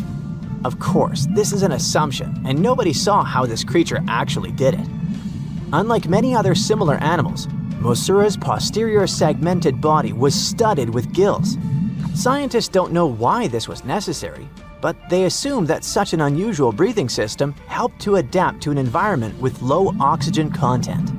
Perhaps Mosaura led a very active reproductive lifestyle that required high oxygen consumption. Creepy, dangerous, and reproducing fast. An excellent set of qualities for one of the most dangerous predators of antiquity. But what did Mosaura eat? It probably caught different types of worms and small arthropods. It's nice to think that this monster lived so long ago and was so small. But what if this creature was the size of a shark and was swimming in the ocean these days? Perhaps it would become a dominant dweller and people would swim much less along the coast. Mosaura lived in the water but was discovered in the Burgess Shale Rock Formation in the Canadian Rockies. Many mountains on Earth were once the seabed inhabited by strange creatures. One of them was Opabinia. It had 5 eyes, a mouth facing backward, a long trunk and claws instead of a nose. Wait, what? It's too strange even for science fiction, even for outer space. In its eccentricity, Opabinia was perhaps the loneliest creature on Earth. Scientists couldn't find another species that would be similar to this individual until recently. Meet Utaurora. It seems to belong to the same species as Opabinia. Its inch-long body was divided into 14 to 15 furrows. Each of them ended in a pointed flap. Opabinia had the same body, but it's unlikely that both monsters were friends. The difference between their timelines was several million years. It's hard to imagine why these monsters needed such strange body structures. Why haven't modern filmmakers used the design of those animals to create cool space monsters yet? Okay, they were creepy creatures, but what about weird and kinda useless ones? Scientists have discovered Sue, a legless creature with no head turned inside out. Huh? This 444 million year old creature was found in South Africa, north of Cape Town. They called it Sue after the discoverer's mother. In fact, it's some kind of new arthropod species that may have lived in low oxygen waters. This creature was turned inside out, and the outer shell with the legs and head was lost. Thanks to mineralization, muscles, tendons, and even Sue's intestines were preserved on the fossil.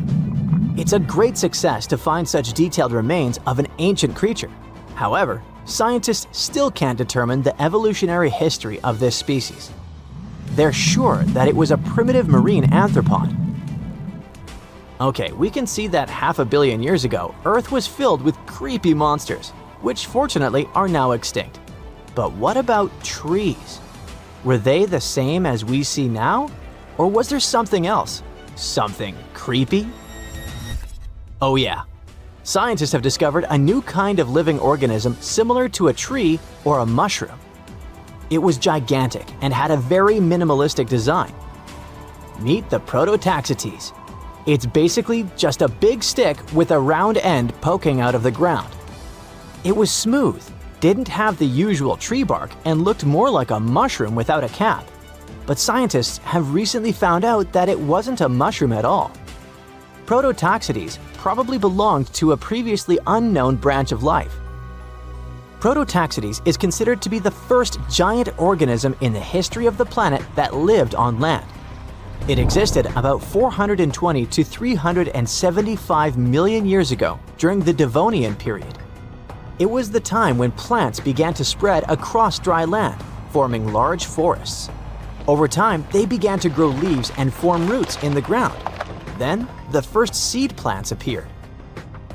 The real colonization of land began.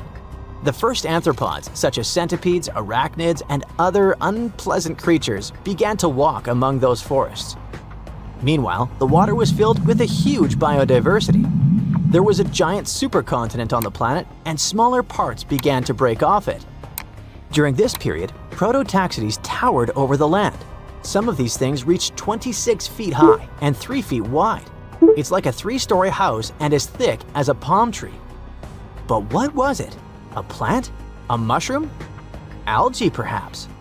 Scientists discovered them in the middle of the 19th century, but only in 2007 did they conduct chemical analysis. Research showed that it was most likely a giant mushroom, but in 2025, scientists refuted this conclusion. It turns out this may have been an unknown life form that existed separately from the kingdom of fungi, animals, plants, and protists. Scientists noticed that the inner part of Prototaxites consisted of a number of tubes. There are similar tubes inside mushrooms, but the tubes of that ancient living thing branched and joined differently. They even had a different chemical composition. The main building block of mushrooms is chitin, but the Prototaxites contained chemicals similar to lignin, a substance found in the bark of trees and other plants, and its anatomy differs from the structure of any other organism known to us. What were they doing on Earth? Just chilled and enjoyed the bloom of life? Did they produce some kind of fruit, like a banana with eyes and claws? Scientists don't know. What if it was something that was brought to Earth from outer space? What if they were flowers planted by another civilization? What do you think? It was 1905. A 13-year-old boy named Ben Sands grabs his lantern and slips into the Craighead Caverns in Sweetwater, Tennessee, a place he already knew like the back of his hand. But that day felt different. He was in the mood for a little more adventure, so he left the main trail behind and went deeper into the shadows. That's when our brave teen decided to squeeze into a narrow, muddy tunnel. barely as wide as a bicycle tire. He crawled for what felt like forever. Then, after about 40 feet, he finally popped out the other side and couldn't believe what was happening. He had water up to his knees. Yep, he was standing in the middle of a massive underground lake. The chamber was so huge, the light from his lantern barely reached the walls. Then, he had a great idea. He started tossing mud balls into the darkness as far as he could, just to test the ground ahead. All he heard in return was splash, splash, splash. It was all water. What Ben had discovered would later be named the Lost Sea, which is considered America's largest underground lake. It's also the second largest non-glacial subterranean lake in the world. The only one bigger is Dragon's Breath Cave, hidden on private land in Namibia. The underground lake in Craighead Caverns is so massive and mysterious, we haven't fully explored it. Thanks to top-notch equipment, divers have discovered more than 13 acres of water-filled rooms beneath the surface. But the visible part of the Lost Sea stretches only about 4 acres. One time, a brave diver entered one of the submerged chambers with a sonar device in hand. This kind of equipment works by sending out sound pulses underwater. When those sound waves hit something, they bounce back. Then, the device measures how long it takes for the echo to return and calculates how far away the object is. So, he was confident he could map the whole thing using sonar. But he also played it safe. He hugged the wall the entire time, the only way to make sure he'd find his way back. As he took surroundings in every direction, the results came back the same. Nothing but more water. To this day, no one has found the end of the lake, but they're not done yet. Each expedition reveals new chambers, new tunnels, and new mysteries. The funny part is, Craighead Caverns was already a well-known spot long before Ben stumbled across the Long Sea. And over the years, this cave has had some pretty unusual and kinda eccentric uses. The first people we know who used the cave were the Cherokee. The upper chamber served as a meeting place for their councils, and we know that because a wide range of Native American artifacts, including pottery, arrowheads, and jewelry, have been found in one of the rooms.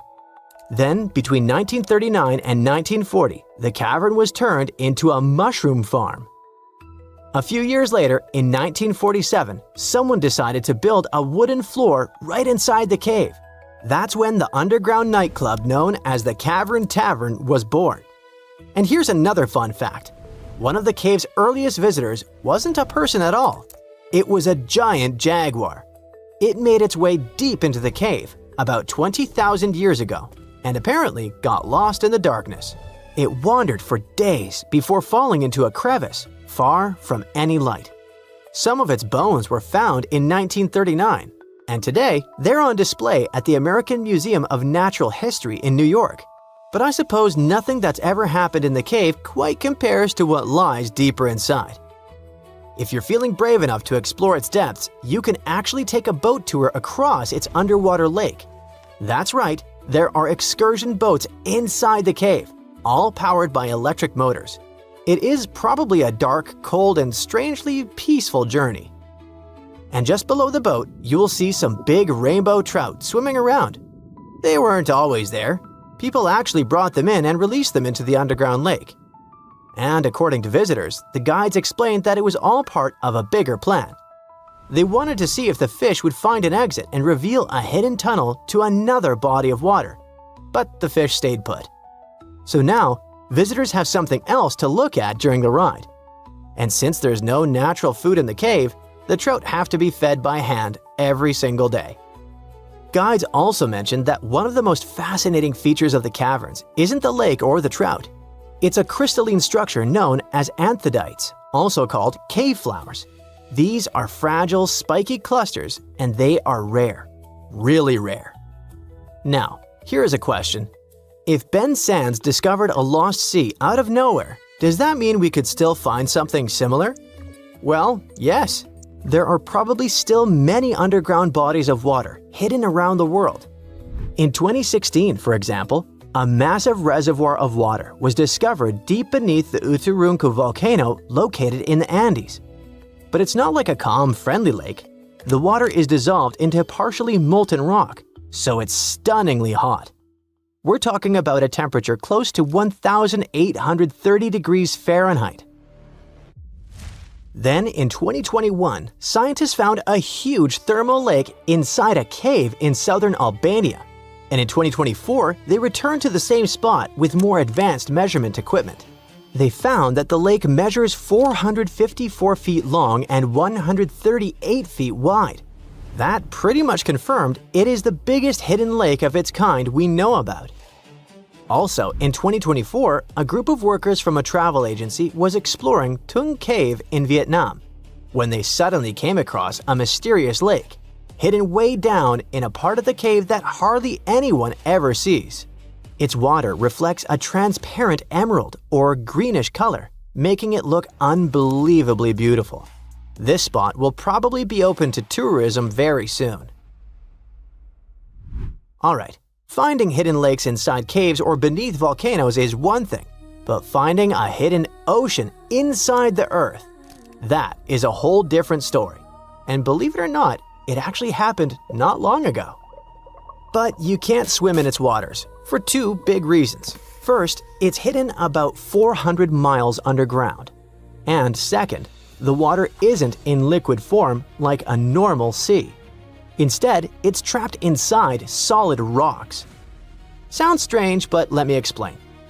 Back in 2014, researchers found deep pockets of magma located around 400 miles beneath North America. And that's a pretty strong sign there's water down there. But how? Down there, scientists discovered a mineral called ringwoodite, which only forms under extremely high pressure, the kind you would find deep within the Earth's mantle.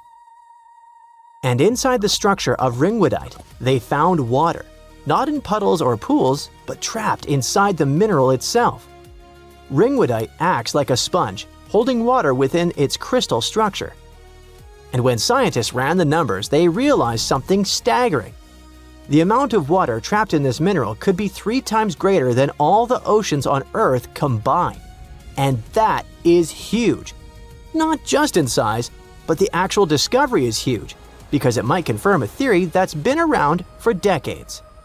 That a massive reservoir of water exists deep beneath Earth's crust. Geologists believe this deep reservoir plays a key role in Earth's water cycle. It might be responsible for volcanic activity, the movement of tectonic plates, and even how water first appeared on the planet's surface. Instead of arriving on comets or asteroids, Earth's water might have always been here, slowly seeping out over billions of years from deep underground. Okay, get this. Dolphins can phone each other. This is not a joke, but a fact confirmed by scientists. They put a mother and a baby dolphin in 2 separate aquariums and conducted special underwater audio communication between them.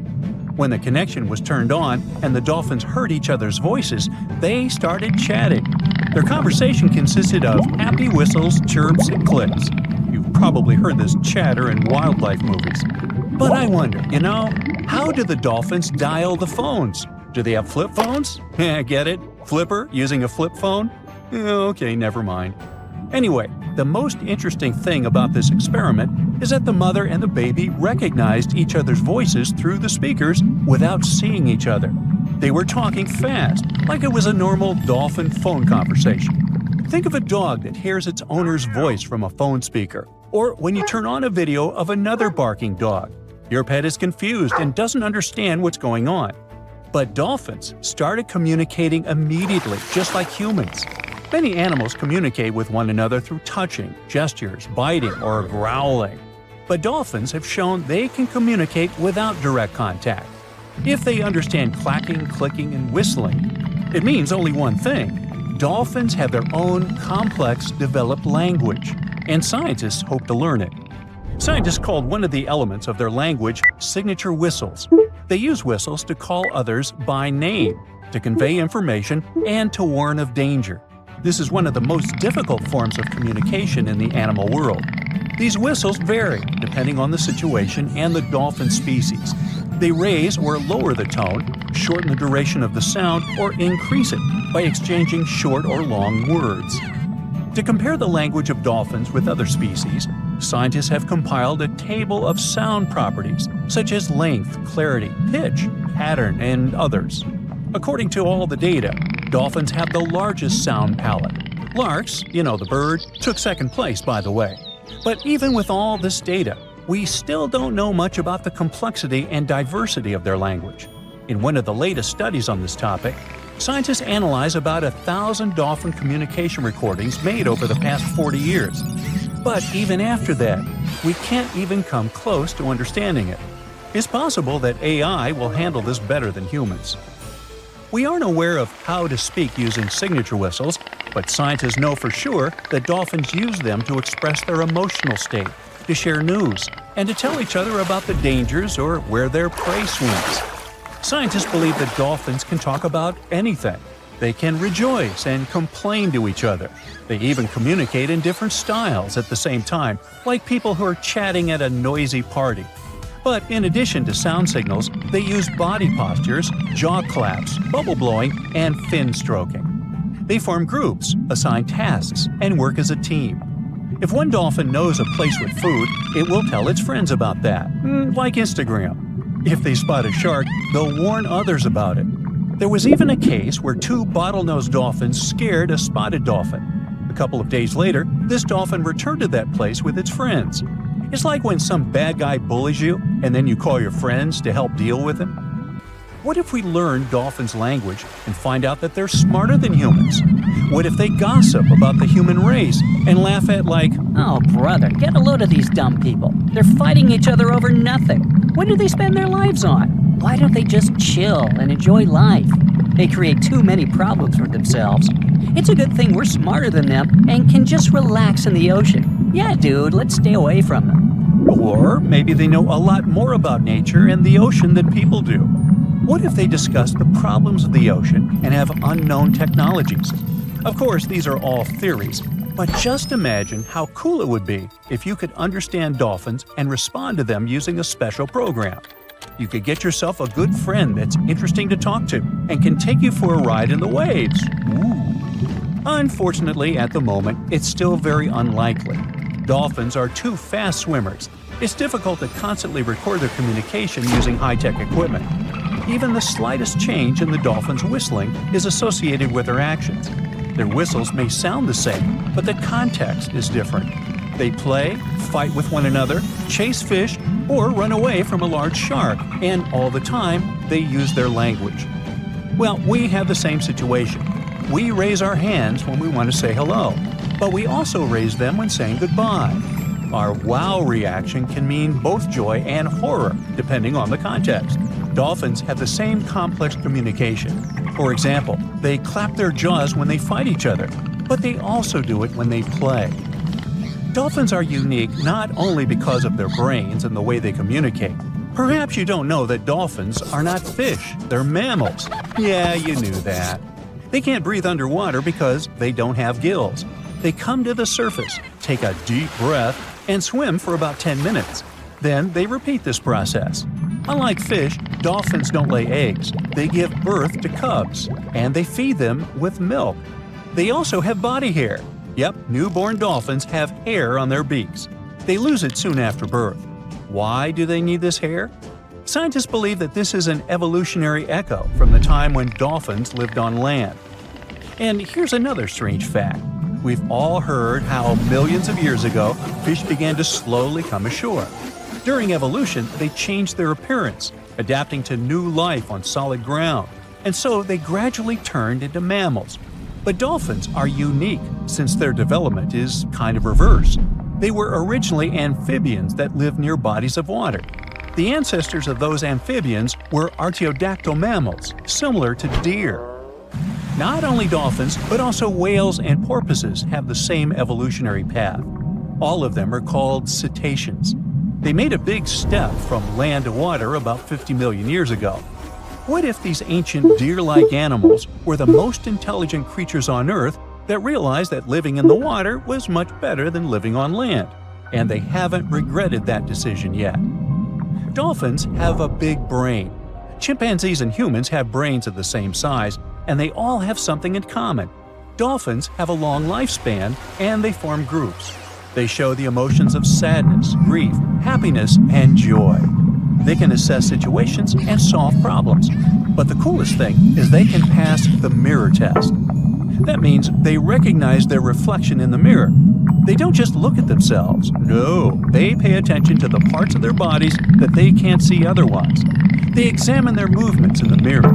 Their behavior in front of a mirror is not much different than that of humans. This indicates their self-awareness and high intelligence. Do they feel sad if they don't like their body? Can they be happy if they have, let's say, a beautiful tail?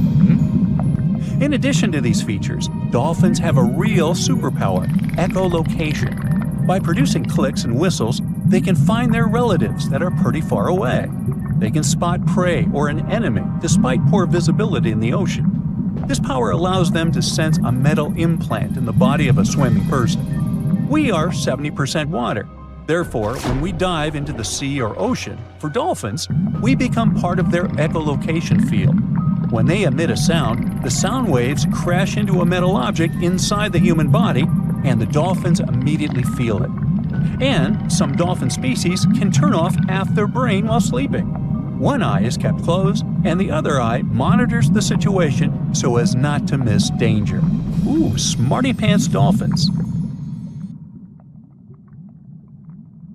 You know how they say it's better to just hand over your wallet if you run into a mugger? Instead of surrendering their wallets, sea cucumbers choose to spit out some of their insides to fend off predators like crabs and fish. It's a natural defense mechanism for them, and they quickly grow those organs back in just a few days, thanks to special cells inside their bodies. It's not the only weird thing sea cucumbers do. They can actually breathe through their rear end.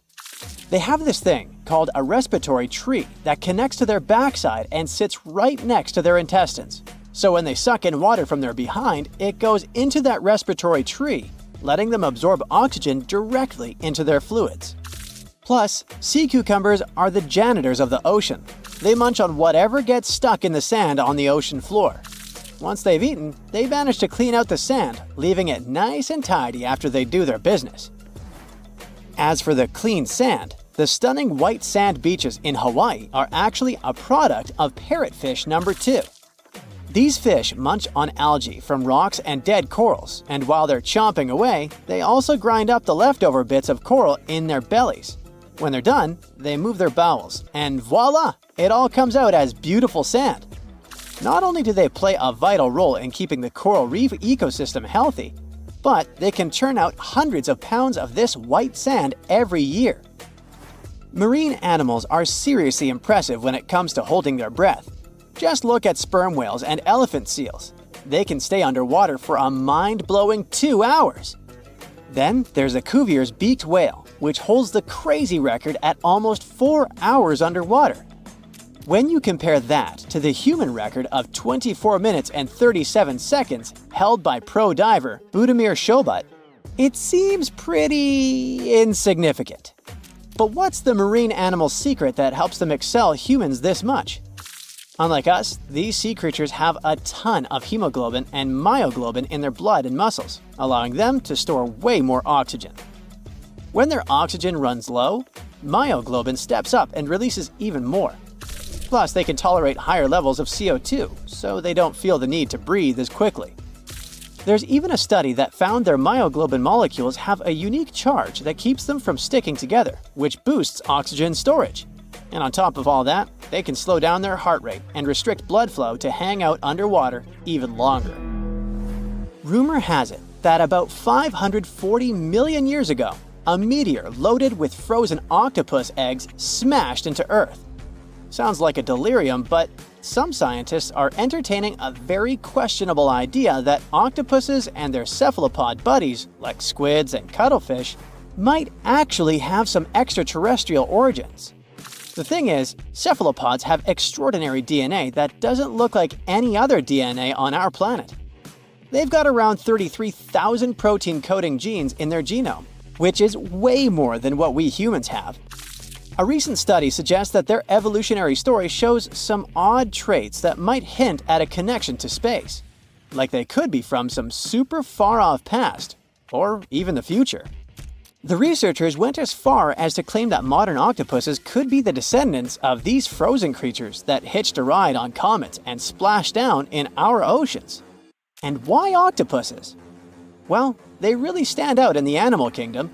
They can use different tools to build their own houses, and they can even solve everyday problems independently of their brain, as 2/3 of an octopus's neurons are in its arms.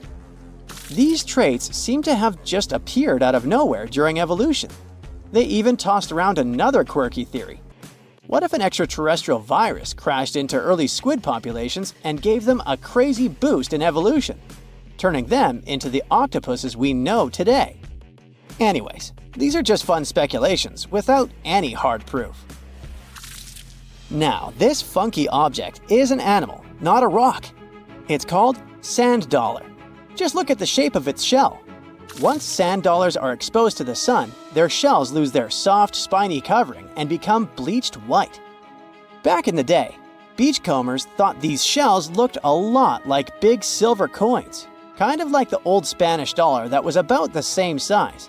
But if you prefer, you can call them sand cakes instead. These quirky creatures have tiny spines on their surface, and they glide along the ocean floor. They use small tube feet that line the grooves on their underside to grab bits of food like plankton and algae, which they then send to their mouths. Inside, they have 5 triangular teeth that help them munch on their meals. In some Georgia folklore, sand dollars are said to represent coins lost by mermaids. Sand dollars have a unique talent for cloning themselves. They can do this for a bunch of reasons, like when a predator comes around.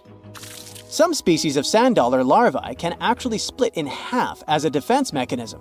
It takes about 24 hours for them to clone themselves, and the new larvae end up being about 2/3 smaller than the original, which helps them hide from danger. Wait, is that a giant sea hot dog racing through the ocean? Sorta.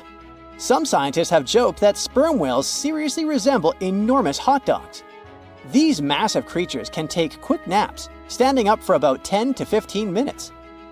They only sleep about 7% of the time, mostly between 6 p.m. and midnight.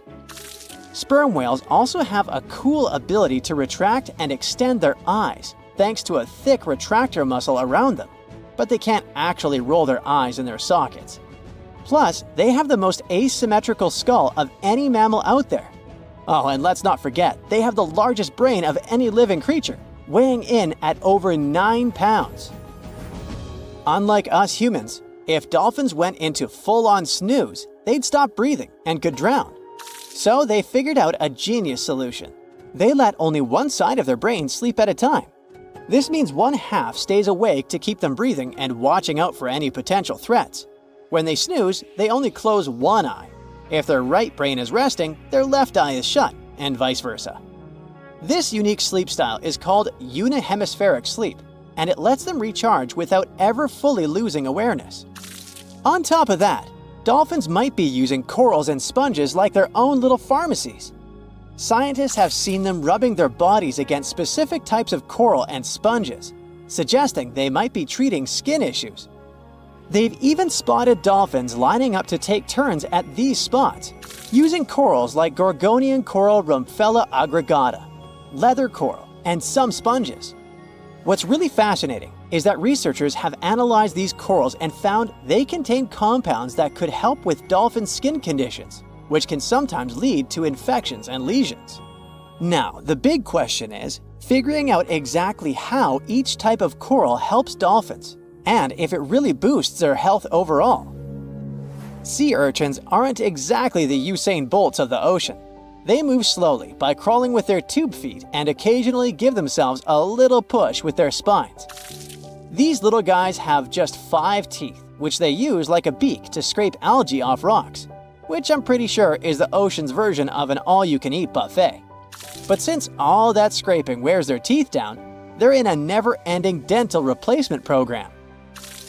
Scallops are the underwater equivalent of the world's most confused security cameras, sporting up to 200 tiny eyes on their shells. These eyes are high-tech. They can even adjust their pupils to light. Instead of working like ours, scallop eyes have a unique setup. Light goes through a pupil, lens, 2 retinas, and then hits a mirror made of guanine crystals that reflects it back.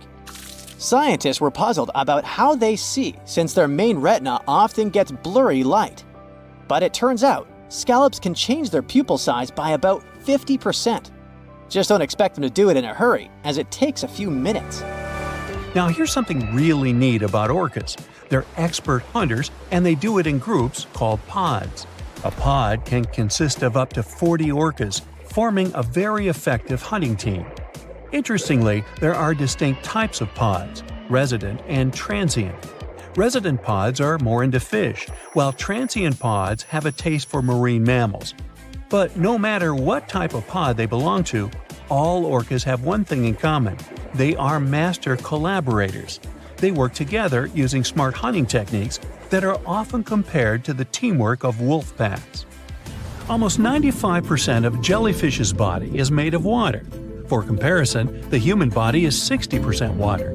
It's probably not a surprise since jellyfish don't have a heart, blood, eyes, or brain. The other 5% of their body weight is proteins, muscles, and nerve cells. Jellyfish have been around for more than 500 million years. This makes them older than dinosaurs.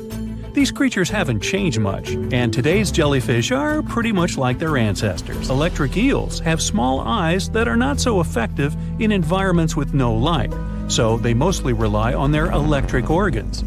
Those consist of 6,000 cells. Eels use them to stow power, similar to batteries. These creatures use electricity like bats use their radars or dolphins their sonar. An eel can also produce enough electricity to power a panel of light bulbs.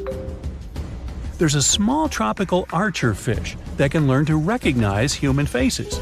This fish has an interesting ability to spit small jets of water from its mouth. Researchers showed the fish the image of 2 different faces placed side by side.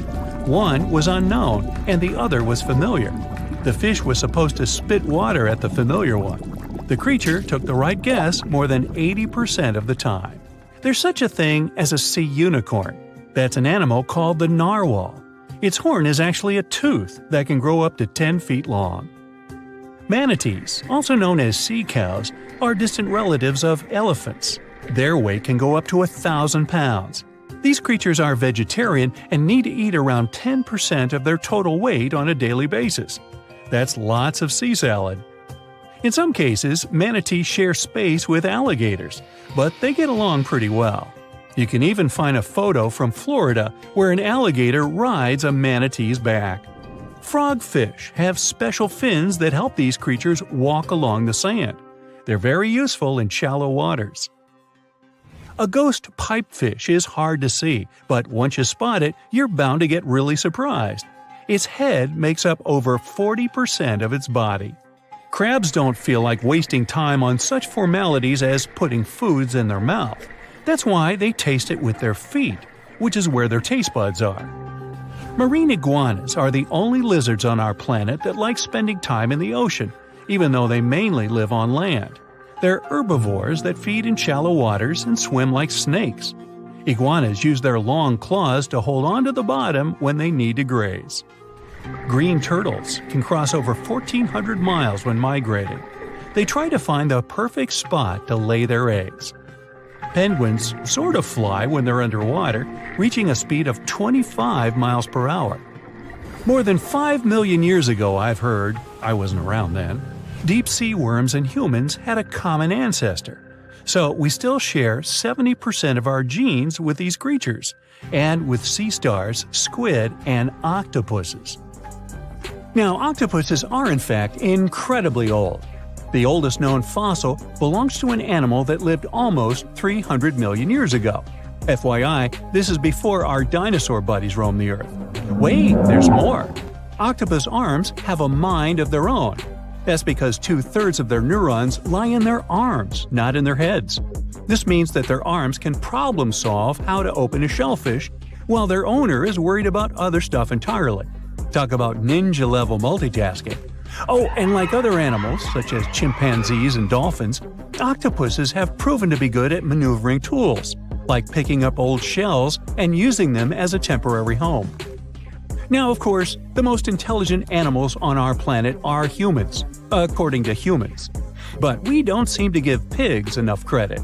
Pigs are so smart they can play video games. No, not Minecraft. But in a recent academic study, scientists had 4 pigs play a joystick game. They had to manipulate the stick so that the moving ball would hit the wall and then they would get a treat. All 4 pigs did great in the test, which was surprising even to the scientists. Now, pigeons also aced an impressive test.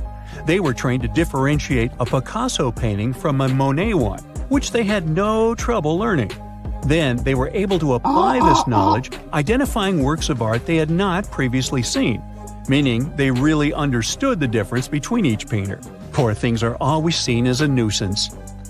Now, if we placed kangaroos in an Animal's Most Amazing Ability contest, they'd win. It's mainly because they break the 4-legged rule. A special species of kangaroo, the red kangaroo, uses its tail to help propel it forward. Now, visually, it has 4 limbs, but in practice, it uses 5. They're biologically built to use their tail as a 5th limb, since it's packed with articulated vertebrae and thick muscles. Of course, it had to be an Australian animal. Deep within the Sahara Desert, you'll find a little creature known as the fennec fox. This huge-eared animal adapted perfectly to survive in its hostile environment. The huge ears help them to dissipate the unbearable heat of the desert, as well as help them to hunt for underground prey. Now meet this guy. Unlike what its name might suggest, the red panda is closer to a raccoon than it is to a giant panda. You'll find a lot of these cat-sized creatures in the Himalayan region, hopping from tree to tree and bundled together trying to keep warm in the harsh weather. They're gentle and friendly like their big panda cousins and occasionally enjoy eating some bamboo sticks. And then there are bees. Compared to humans, bees' brains are the size of pinheads, yet they are capable of astounding things. Let's say a bee is running low on energy after a long search flight. This bee desperately needs a drop of honey in order to continue flying, but smartly enough, she doesn't need to go back to the hive to recharge. She can ask a fellow beehive mate for a drop of honey directly from this other bee's stomach and continue flying. This type of decentralized system allows them to build highly effective societies, one that bees don't need to push to the queues in front of the honey cells, for example. Every year in the winter, great white sharks that live along the California coastline disappear. It feels as if they take a vacation for 30 to 40 days. The animals go to a point halfway between Hawaii and Mexico. They might do it to get some food, relax, or hang out with their buddies from other areas. The spot is now called the Whale Shark Cafe. Some types of sharks, like makos, whale sharks, or white sharks, breathe in a very specific way. It requires them to swim all the time. They also need to move quickly and with their mouth open. This way, the oxygen can enter and reach their gills. Sea sponges are some of the most primitive animals. They're immobile, don't have a mouth, eyes, bones, brain, heart, lungs, or any other organ whatsoever. And still, they're alive. There's such a thing as a sea unicorn. That's an animal called the narwhal. Its horn is actually a tooth that can grow up to 10 feet long. Manatees, also known as sea cows, are distant relatives of elephants. Their weight can go up to 1,000 pounds. These creatures are vegetarian and need to eat around 10% of their total weight on a daily basis. That's lots of sea salad. In some cases, manatees share space with alligators, but they get along pretty well. You can even find a photo from Florida where an alligator rides a manatee's back. Frogfish have special fins that help these creatures walk along the sand. They're very useful in shallow waters. A ghost pipefish is hard to see, but once you spot it, you're bound to get really surprised. Its head makes up over 40% of its body. Crabs don't feel like wasting time on such formalities as putting foods in their mouth. That's why they taste it with their feet, which is where their taste buds are. Marine iguanas are the only lizards on our planet that like spending time in the ocean, even though they mainly live on land. They're herbivores that feed in shallow waters and swim like snakes. There's something known as the orange cat behavior, and apparently it's not just a meme. So far, scientists have been able to understand that coat color is connected to a feline's gender. And since orange is an X chromosome, orange cats are usually males, like Garfield. The so-called orange cat behavior describes ginger cats as agents of chaos. Again, pretty much like Garfield.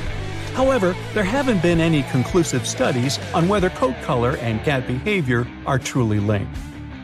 In terms of vision, mantis shrimps probably have the most psychedelic vision out of all animals. These funny-looking creatures have a whopping 16 varieties of photoreceptors, with 5 of them reserved for the ultraviolet or UV spectrum.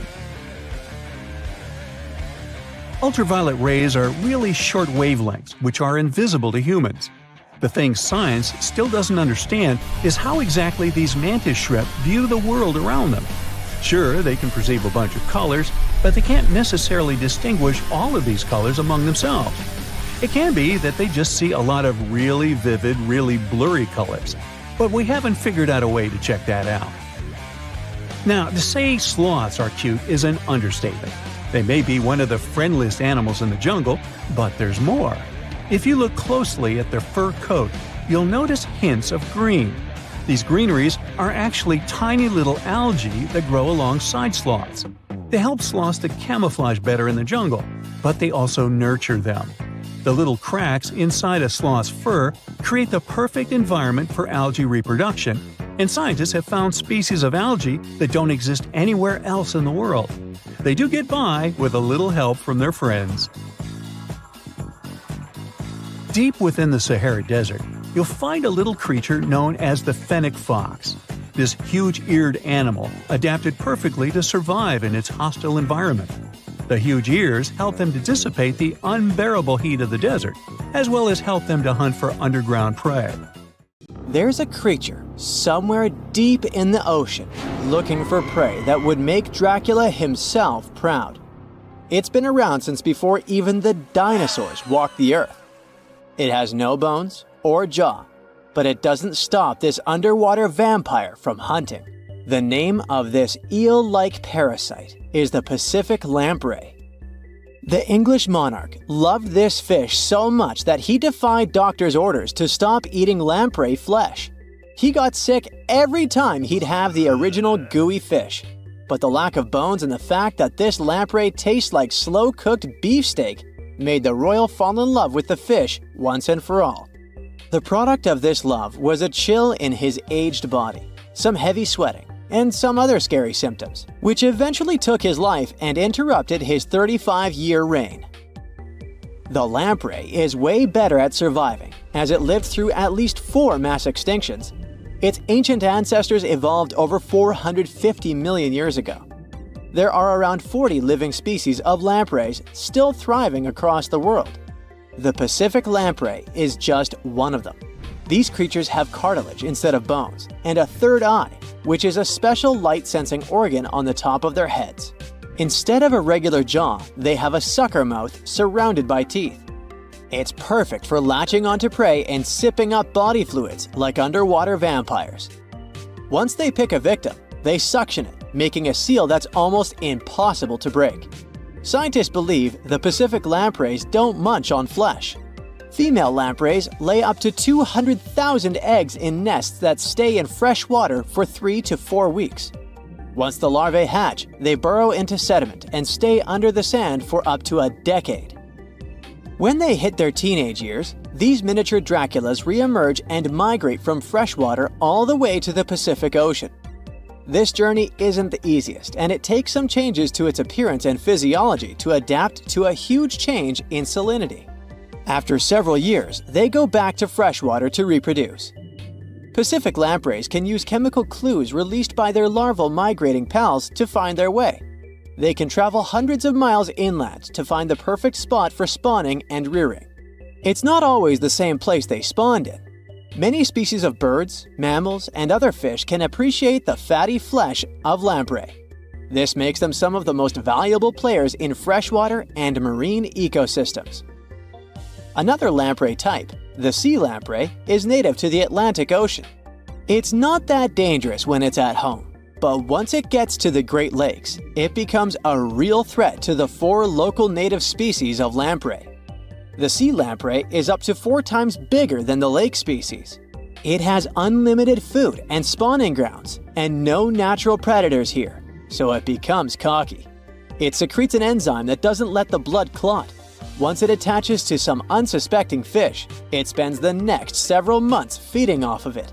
And even if the fish shakes the lamprey off, it doesn't have long to live because the mark the predator leaves behind. Sea lampreys aren't interested in humans, but can accidentally latch onto a swimmer. It won't be fatal, but it's not the most pleasant sensation, and you need to get the spot of the impact disinfected. The Australian box jellyfish looks harmless, but it's considered the most venomous marine animal. Unlike other kinds of jellyfish that float with the current rather than swim, this creature can reach an impressive speed and choose its own direction. It has tentacles covered with tiny darts loaded with poison. People and animals that get unlucky enough to meet with those tentacles face some scary and sometimes even fatal consequences in a matter of minutes. Before you decide to never revisit the ocean, you should know that only a few out of around 50 existing species of box jellyfish have venom that is lethal to humans. There are some not-so-dangerous species living in warm coastal waters worldwide. And the most dangerous ones are in the Indo-Pacific region and northern Australia. A blue-ringed octopus spots a signature psychedelic color and the ability to take away your life. This cute-looking sea monster likes to spend its time in the soft, sandy bottom or shallow tide pools and coral reefs. It normally hides in underwater crevices, among shells or debris. If you disturb it, the octopus will activate its tiny color-changing organs and demonstrate its blue rings as a warning signal. The next step will be releasing a venom 1,000 times more powerful than cyanide. This venom is more toxic than that of land mammals. The octopus normally uses it to hunt crabs, shrimp, and small fish by pecking them with its beak and paralyzing them. There is no known antidote for the venom, so if you ever see this sea creature, the best you can do is to stay away from it. It bites without any pain, so you might notice when it's too late. The good news is that it's not aggressive and won't go after you unless it's cornered. The reef stonefish are masters of disguise in the underwater world that camouflage themselves on rocks, coral reefs, or just blend into the seabed. They thrive throughout tropical marine waters of the Indo-Pacific. Their invisibility superpower makes them especially dangerous to their prospective victims they ambush and swallow whole. If someone happens to disturb them, their 13 defensive dorsal spines stand on end and deliver a powerful venom punch. They say stonefish stings are extra painful and lead to scary consequences within minutes. They're called the most venomous fish in the world. If you don't do anything about it, the impact can be lethal. If you ever go diving in the Pacific Ocean, be careful not to pick up a cone snail from the seafloor. It has a beautiful shell made of brown, black, or white patterns. Like most other snails, it's slow, but it has a complicated system of seeking out prey. It likes to snack on fish, marine worms, or even other snails. Once a cone snail senses food is near, it activates a sharp proboscis, or a needle-like protrusion from its mouth. The attack is swift and super potent. The victim doesn't even have time to realize what happened to them. Once it's completely incapable of moving, the cone snail swallows it whole. Humans aren't on its menu, but it can still release the venom if someone steps on it or disturbs it. The proboscis can even penetrate gloves. Luckily, only several out of over 700 species of cone snails can take a human's life. But since there's no antivenom, you better not risk it. All 52 known species of sea snakes living mostly in the warm tropical waters of the Indian and Pacific Oceans are venomous. The beaked sea snake even has the title of one of the world's most venomous serpents, but it's one of the few kinds that can pose a real threat to humans. Sea snakes prefer a peaceful coexistence and would rather slither away than engage in any confrontations. If you ever see them in the water, staying calm and moving slowly will save your life. Sea snake bites, although almost painless at the moment, can have varying degrees of impact. Some may only cause mild symptoms, while others can lead to severe outcomes. Most bite reports come from accidental encounters, like someone freeing them from nets or unsuspecting beachgoers stepping on them. Blue dragons rarely grow larger than the size of a grape. They like to swim belly up, so their brightest blues blend in with the ocean waters. And the silver front faces down and camouflages with the darker seabed. Blue dragons feed on another dangerous sea creature and store up their stinging cells. Their venom lives on even after the fish itself is no longer alive. That's why you should be extra careful and never pick up or step on them on the beach. Scientists and geologists are out there in the vast ocean, towing these trusty devices, also known as streamer cables. They drop these cables about 16 to 65 feet deep, with each stretching over 20,000 feet long. Now you can imagine that this whole setup creates quite a commotion underwater, attracting all sorts of curious creatures. And guess who shows up for the party? Sharks. Yep, these toothy pals are drawn to the magnetic fields of the streamer cables and sometimes mistake them for a chewy snack. Now, before you start thinking that sharks have a personal vendetta against these cables, let me tell you something. This is not a new problem. It's been going on since the 1980s. Even big players like Google have faced these underwater cable conundrums. They had to surround these internet cables with a fancy material to protect them from shark teeth. I mean, can you imagine a shark causing a delay in your internet browsing? That's one hungry predator with a serious grudge against technology. So, why exactly are sharks so keen on these cables? Well, no one knows for sure.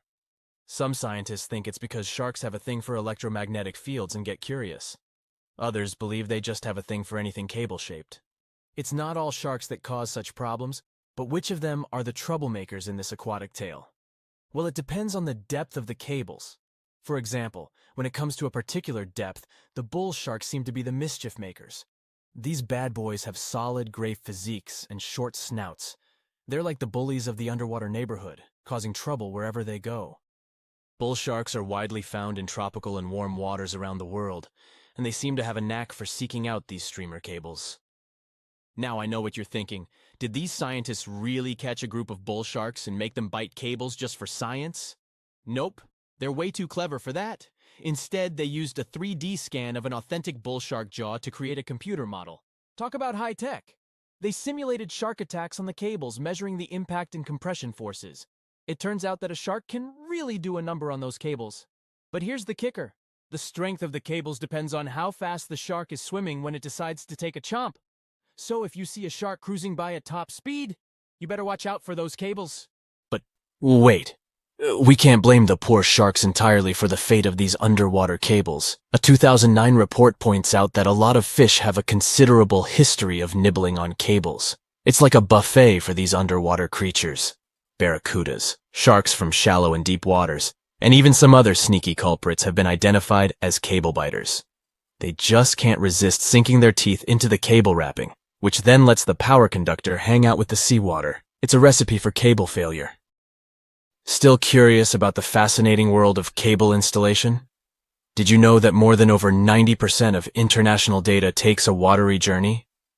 These cables, which are like underwater highways, stretch for hundreds of thousands of miles beneath the ocean's surface, reaching depths as deep as the size of Mount Everest. Now, you might be wondering how these cables are placed. Well, it's not as simple as dropping wires in the water like in the cartoons. In fact, it requires some careful planning and specialized boats called cable layers. These brave boats meticulously run the cables across the flat surfaces of the ocean floor, making sure to steer clear of all obstacles that Mother Nature throws their way. When it comes to cable sizes, the shallow water cables are about as thick as a soda can. On the other hand, deep water cables are way smaller, measuring up to the size of a marker. Why the difference, you ask? Well, it's all about vulnerability. Way down there, 8,000 feet below sea level, there isn't much action going on. Therefore, these deep-sea cables don't need as much shielding wire for protection. They're like the skinny swimmers of the cable world, gliding through the depths with ease. But let's not forget about the installation costs. Brace yourself, because placing a cable across the vast expanse of the ocean is no bargain. We're talking about millions of dollars. Now, the actual price may vary depending on factors like the total length of the cable and its destination. But trust me, it's definitely not pocket change. Installing shallow water cables is quite the spectacle. They're carefully stuffed beneath the ocean floor using high-pressure water jets. It's like giving these cables a cozy underground home, shielding them from the whims of the ocean currents. So, while cable installation may be slow, and, let's face it, a bit expensive, it's truly a remarkable feat of engineering. The underwater world is a complex and delicate ecosystem, and the cable layers take great care to ensure that their installations don't disrupt the marine life and habitats that call the ocean home. It's a balancing act between technological progress and oceanic conservation, and they're doing a pretty good job at it. Whenever you browse the internet, remember that your cat videos and funny memes might just be zipping through those submarine cables deep beneath the waves. But burying cables safely underwater isn't actually a modern idea, you know. Hold on tight because we're going on a time-traveling adventure back to the mid-19th century. Picture this. It's 1854, and something groundbreaking is about to happen. The installation of the very first transatlantic telegraph cable begins, linking the distant shores of Ireland and Newfoundland. Now, before you roll your eyes and say, "Old news, buddy," let's remember that this was a pretty big deal back then. Fast forward 4 years, and the moment of truth arrives. The first transmission is sent through the cable, carrying a message that goes something like this. Laws. White House received 5-minute signal. Coil signals too weak to relay. Try drive slow and regular. I have put intermediate pulley. Reply by coils. Okay. Maybe not the most exhilarating message ever sent. But hey, they were just getting started. Now, let's put ourselves in the shoes of those remarkable folks involved in this undersea endeavor. Imagine being the lead electrician of the Atlantic Telegraph Company, also known as White House, in the message. He must have been quite the electrician extraordinaire.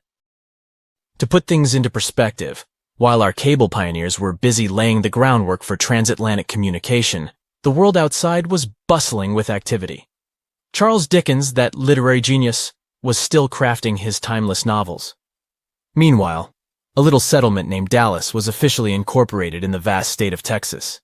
It's pretty incredible to think about how far we've come since then, with our high-speed internet and seamless global communication. Could you really take down the internet by simply going underwater with a pair of wire cutters? Well, technically, yes. You'll need to be all geared up, wearing your snazzy scuba suit and holding a pair of trusty wire cutters. You can also add a mischievous grin on your face just to create the right ambiance, don't you agree? Now, let's get serious. Cutting through those super important submarine communications cables is no easy task. They carry thousands of seriously dangerous volts. But here's the deal. Someone actually did it in Egypt back in 2013. A group of daring individuals wearing their sleek wetsuits and equipped with wire cutters decided to give it a go. Their target? The Southeast Asia Middle East West, Europe E4 cable. A whopping 500-mile lifeline that connects 3 continents. As soon as those mischievous cable cutters did their thing, chaos ensued.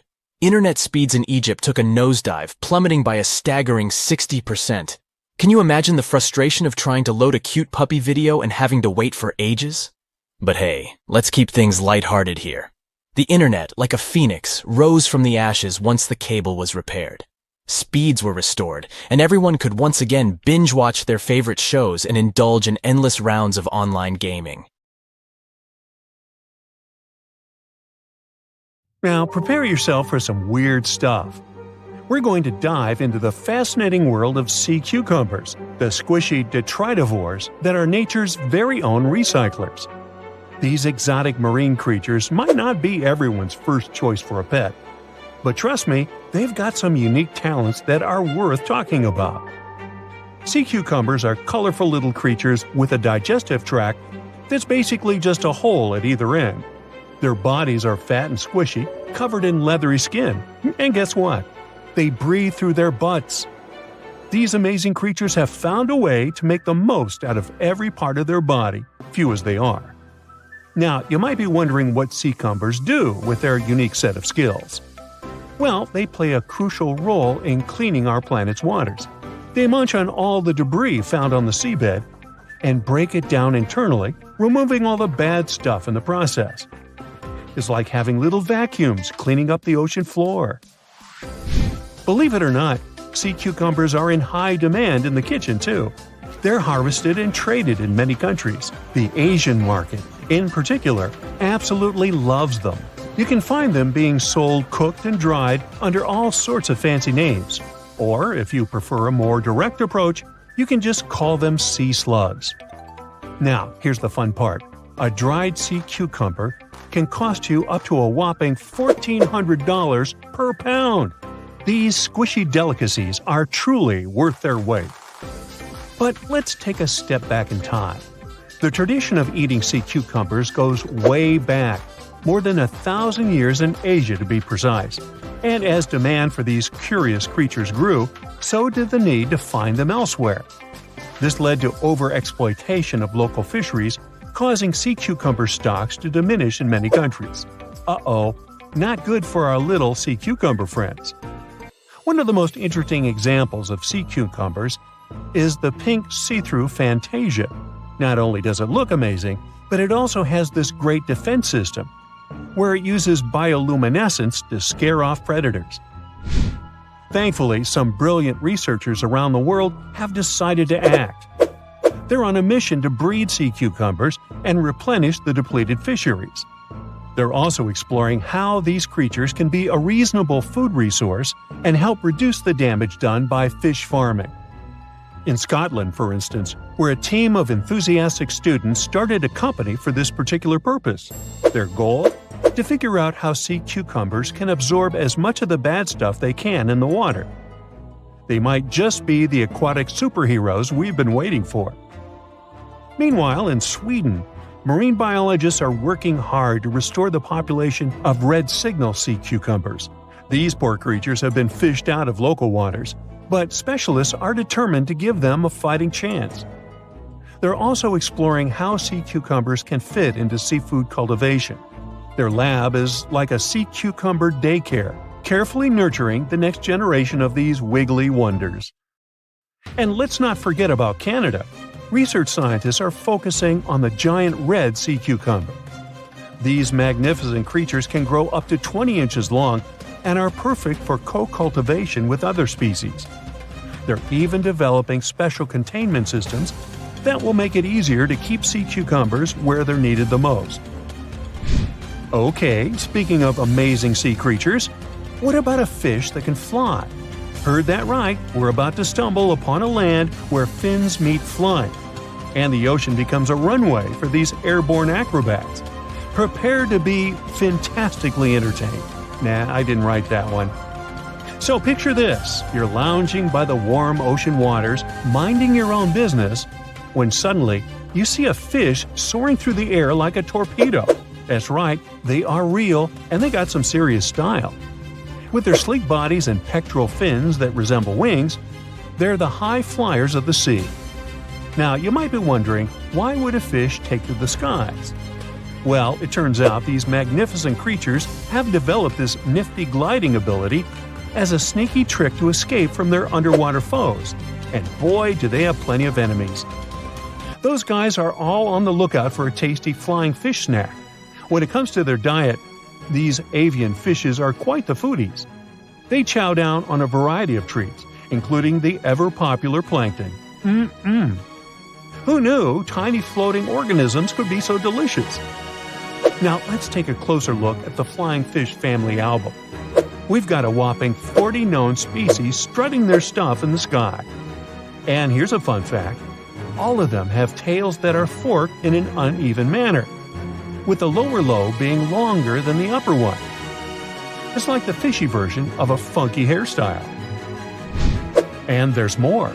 Some of these weird flyers even have supersized pelvic fins, giving them the appearance of having 4 wings.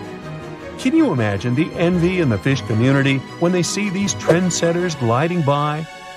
Okay, now let's get to the nitty-gritty of their airborne adventures. The flying fish takeoff is a sight to behold. First, they gather some serious speed underwater, reaching a zippy 37 miles per hour. That's faster than some highway speed limits. Then, like a rocket ready for blastoff, they angle themselves upward and break the ocean surface, ready to take flight. But they don't stop there. These thrill seekers can reach heights of over 4 feet in the air.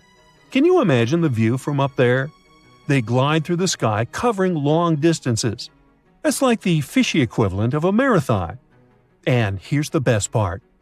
When they approach the water again, they can flap their tails and continue their flight without fully returning to the depths. These fishy flyers are also all about the nightlife. Just like partygoers flock to a glittering disco ball, flying fish are attracted to light. Crafty fishermen take advantage of this by setting up canoes with just the right amount of water to keep the fish comfy but prevent them from escaping. Then they add a luring light to the scene, and before you know it, flying fish are caught left and right, supplying a bountiful catch for those lucky fishermen. Don't worry though, these flying fish aren't on the endangered species list. Not yet, at least. The next time you find yourself by the ocean, keep an eye out for these marvelous creatures. You never know when you'll see a flying fish extravaganza. Our next adventure takes us into the quirky world of underwater romance. Picture this: a scene that looks like someone doing the tango with their lunch. Wait, what? No, it's not a throwing up contest, I promise. We're diving headfirst into the jaw-dropping, pun intended, mating ritual of the jawfish. These curious creatures call the coral reefs of the Caribbean Sea and the Western Atlantic home. And boy, do they know how to make a spectacle of themselves. Forget about pickup lines or fancy gestures. These jawfish rely on their unique jaw-based moves to pursue their potential partners. It's like a dance-off, but with their mouths. Not only are these fishy fellas skilled in the art of sand scooping, but they also double as diligent parents. Talk about alliteration. Talk about multitasking. The males take their parental duties to the next level by carrying the precious eggs in their giant mouths until they're ready to hatch. It's like they have their own aquatic daycare center going on. When they're not busy nurturing their offspring, these jawfish transform their mouths into fighting tools. That's right, it's time for the Jawfish Fighting Championship. They go head-to-head, or rather mouth-to-mouth, in epic battles of mouth strength and agility.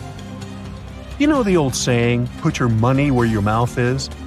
Well, these jawfish take it to a whole new level. Whether it's for romance, parroting, or friendly competition, these jawfish show us that sometimes actions do really speak louder than words. They may look like they're having a bad seafood experience, but rest assured, it's just their unique way of finding love and expressing themselves. Think you know what lurks in the depths of the ocean?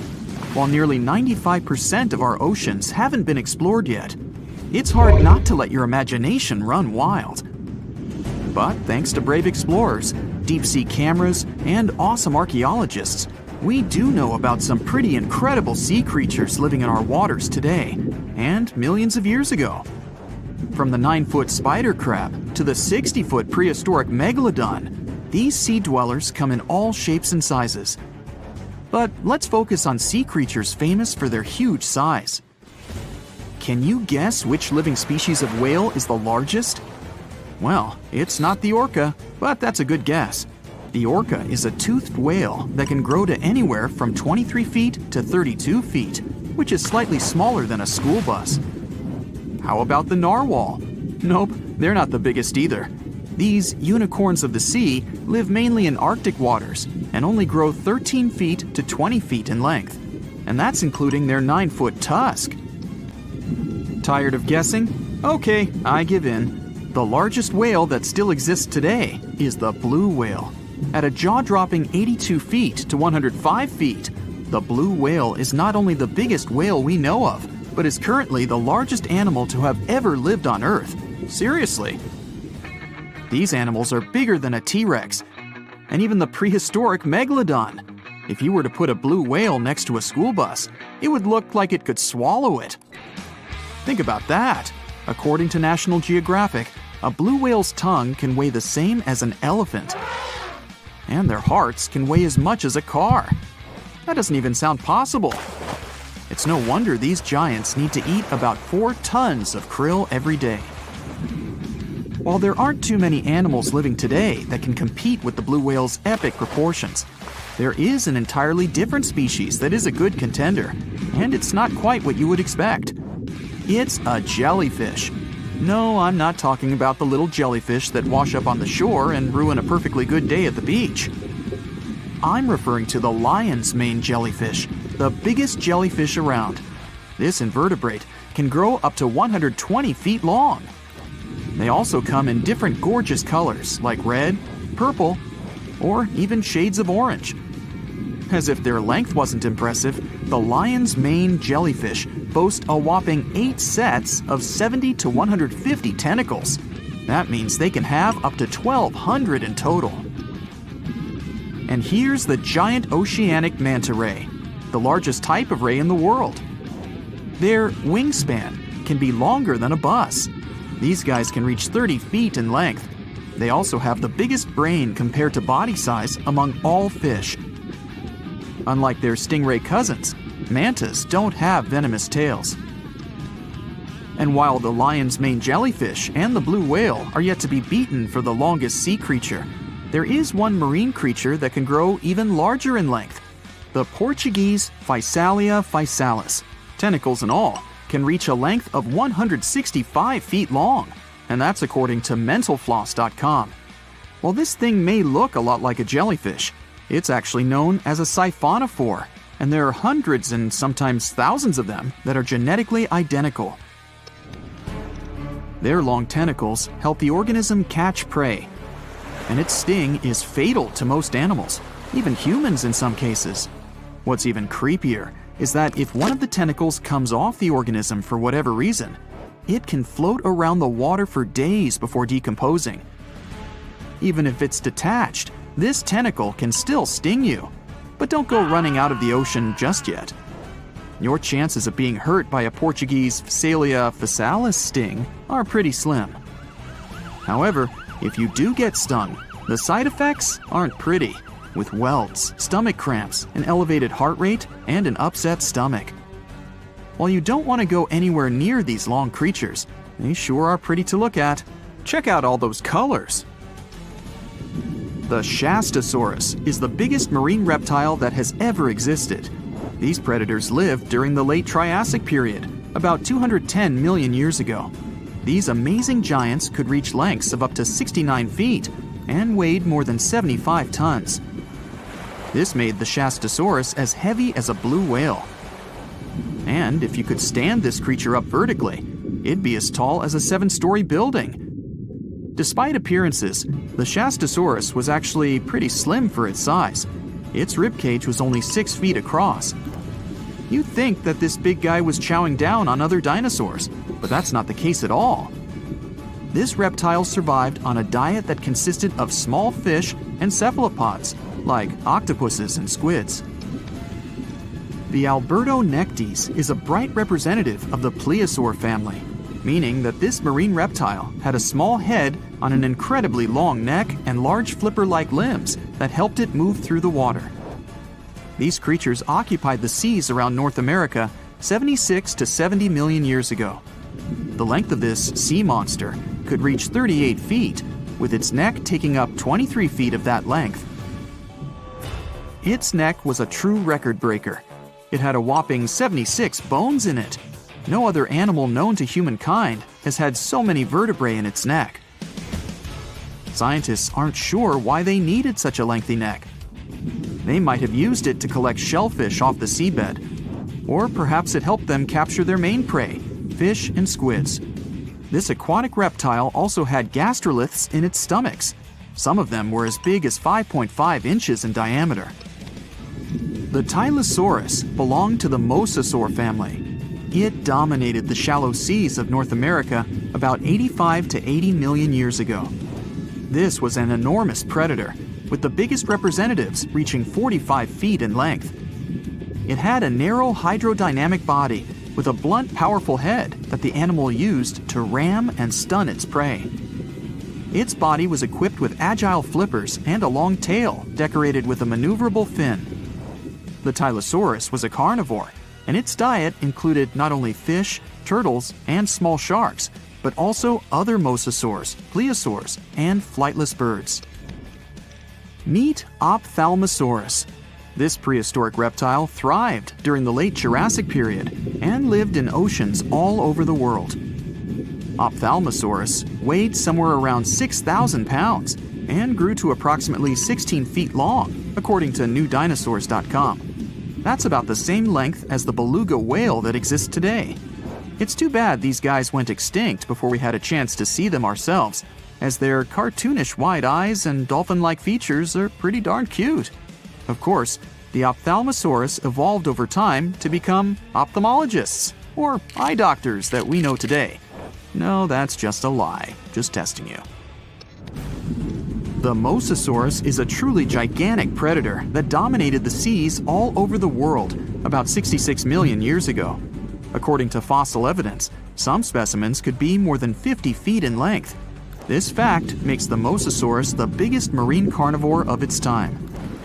One of the most terrifying things about this creature was its crocodile-like head, decorated with literally hundreds of razor-sharp teeth, neatly organized in 2 rows on both jaws.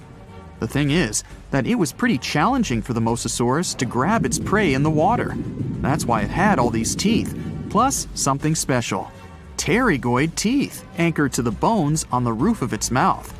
This made hunting and holding onto its prey much easier. The Styxosaurus belonged to the plesiosaur family and lived during the late Cretaceous period, around 85 to 70 million years ago. Upon first glance at this dinosaur, you might mistake it for a sea snake, and it'd be an honest mistake. Styxosauruses were about 35 feet in length, but over 16 feet of that consisted just of their long snake-like neck. They had a comparatively small body and weighed approximately 4 tons. Their mouths were full of razor-sharp cone-shaped teeth that they used to catch fish. They didn't need to chew their prey, thanks to the 200 small stones called gastroliths in their bellies that probably aided in digestion. At the same time, some scientists believe that the Styxosaurus used these stones to sink to the ocean bottom in search of particular types of fish. Looks kinda like Nessie to me. The stonefish. Stonefish aren't going to win any beauty contests, unless the pageant is for best rock look-alike. Their tiny unreflective eyes and rough skin blend in perfectly with their environment. A large head, an even bigger mouth, and a home full of, it's rocks. And just because you're on the beach doesn't mean you're safe. Stonefish can survive for 24 hours out of the water. Stepping on one or even handling one won't be that fun. Their dorsal fin spines have extremely strong venom. It shoots out when they get stepped on, and it can lead to paralysis or even heart failure. You'll need help fast. No wonder they're one of the most dangerous creatures in the water, or anywhere. Be careful when scrambling around rocky areas. They love to play hide and seek. The deep-sea dragonfish. If there were a prize for the most hideous fish in the ocean, the deep-sea dragonfish would win. With slimy, scaleless skin, massive teeth, and a face only a mother could love, this bad boy of the sea is nothing to mess with. It likes to swim between 700 feet and 6,000 feet below the surface of the ocean, where the waters are the darkest and coldest. Along with some other creatures on this list, the deep-sea dragonfish relies on its bioluminescent body parts to catch prey. It also uses its hanging appendage, which boasts a little red light on the end, coming out from its lower jaw. Many fish mistake this little light for prey, luring them right into the jaws of the deep-sea dragonfish. Very clever dragonfish. Very clever indeed. The fangtooth. The Mariana Trench is an underwater trench with a depth of 35,000 feet, nearly 7 miles below the ocean surface. Let that sink in. While scientists know the Mariana Trench exists, it's one of the least explored places on Earth. It's also the deepest area of Earth's oceans. And although many creatures down there probably haven't even been seen by humans yet, scientists have had the creepy pleasure of getting to know the fangtooth. The fangtooth fish shamelessly lives up to its name. Just look at that thing. The fangtooth is carnivorous and feeds on just about anything it can find that gets caught in its sharp-toothed mouth. These fish rely on their contact chemoreception to find prey. In other words, They can sense chemical residue that comes off of other living organisms in the deep sea. This is because they don't have any light-producing cells on their bodies, unlike many other deep-sea fish. On top of all that, it's pretty dark down there, so whatever crosses their path, they chomp on. While these guys look pretty scary, they're not a threat to humans. They only grow about 7 inches long. Even so, I wouldn't want to run into one of these things during a relaxing swim in the ocean. The Dunkleosteus. Strangely enough, this prehistoric fish, known as the T-Rex of the seas, had no teeth. Those were replaced with bony plates that allowed it to have the strongest bite among other monsters of its size. The goblin shark. If you thought the movies about sharks were scary, this next deep-sea creature will make you swear off going for dips in the ocean forever. However, it lives 3,000 feet underwater, so you'll never likely see it face to face. The goblin shark looks like a cross between a shark and a creature from your worst nightmare.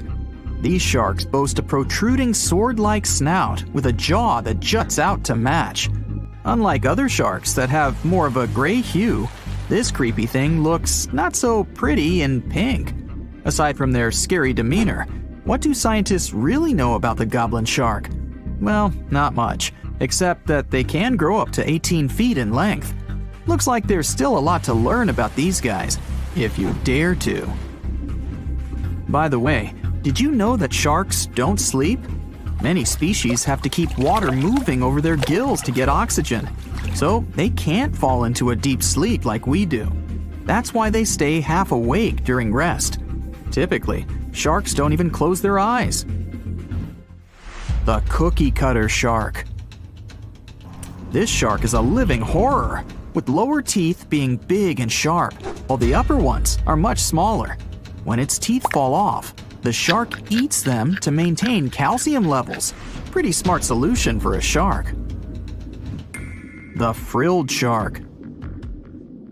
Studying the frilled shark is like looking through a portal back to prehistoric times. That's because scientists think that these eel-like sharks haven't changed much since their oldest ancestors roamed the deep sea waters, so they're sometimes referred to as living fossils. These sharks' mouths are filled with a terrifying 25 rows of backward-facing sharp teeth, 300 in total. They're designed to grasp prey and hold them tight so they can't get away, according to early studies of the shark conducted in 1884 and published in the Bulletin of the Essex Institute.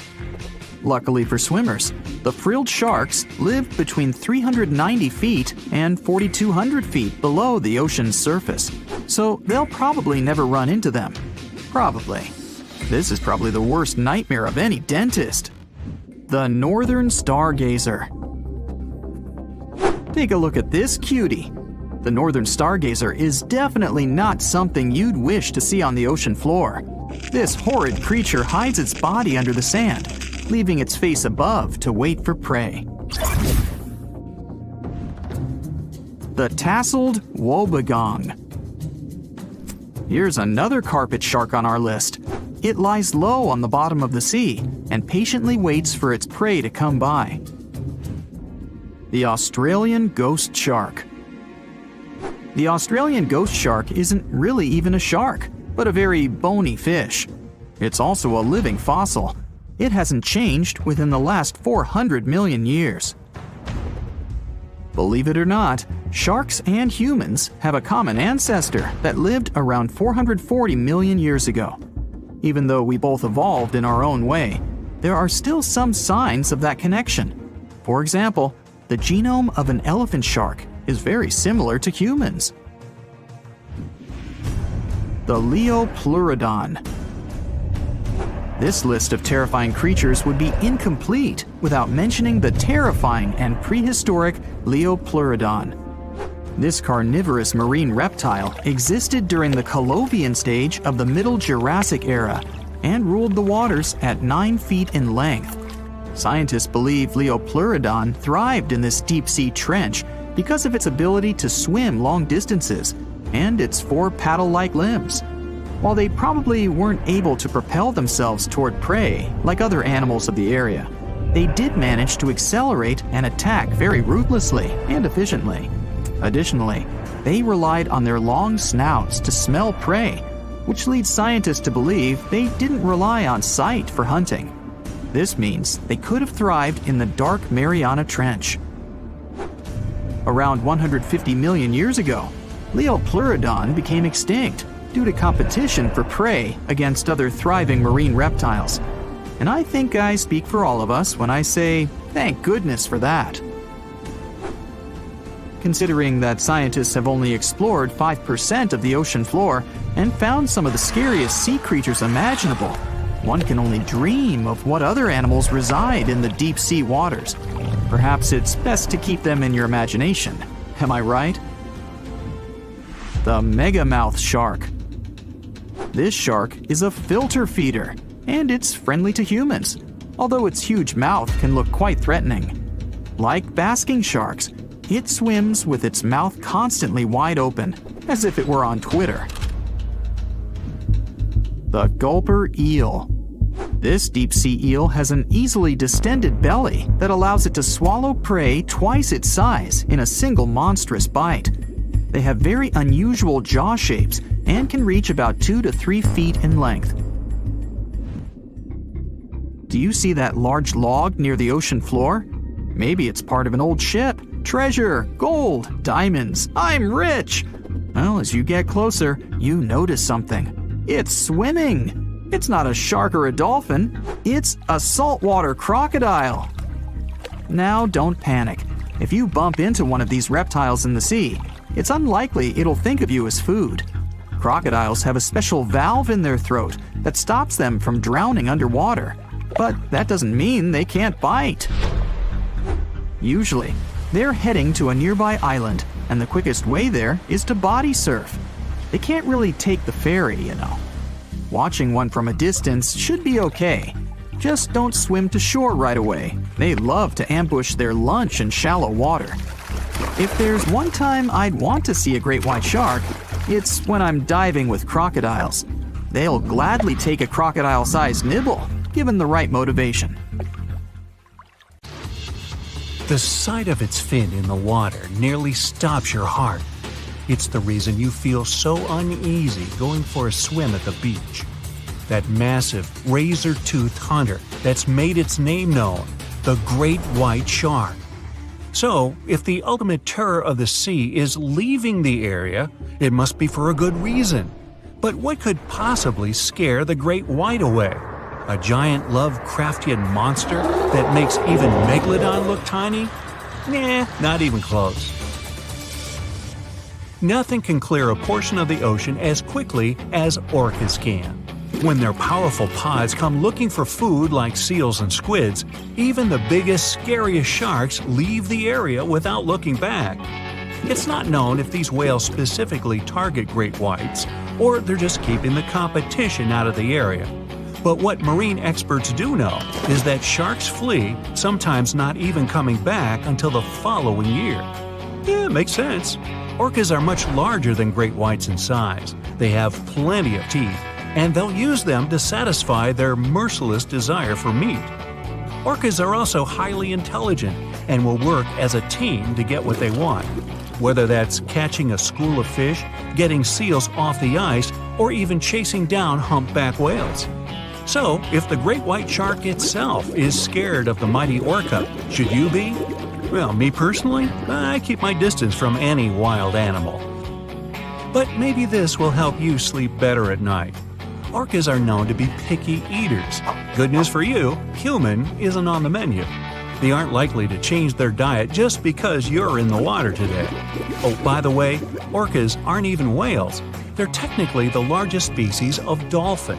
And sharks are also afraid of their relative, the bottlenose dolphin. Even a single bottlenose is too powerful for a shark, but they're tougher when they travel as a pod. Sharks are easily outmaneuvered by the highly agile marine mammals. They use that blunt snout like a battering ram. This basically annoys the shark so much that it just leaves the area. Now, if you think about other top hunters in the animal kingdom, wolves always come to mind. Packs can take over vast territories. And since they're at the top of the food chain, they get to pick and choose from a large menu with anything they please.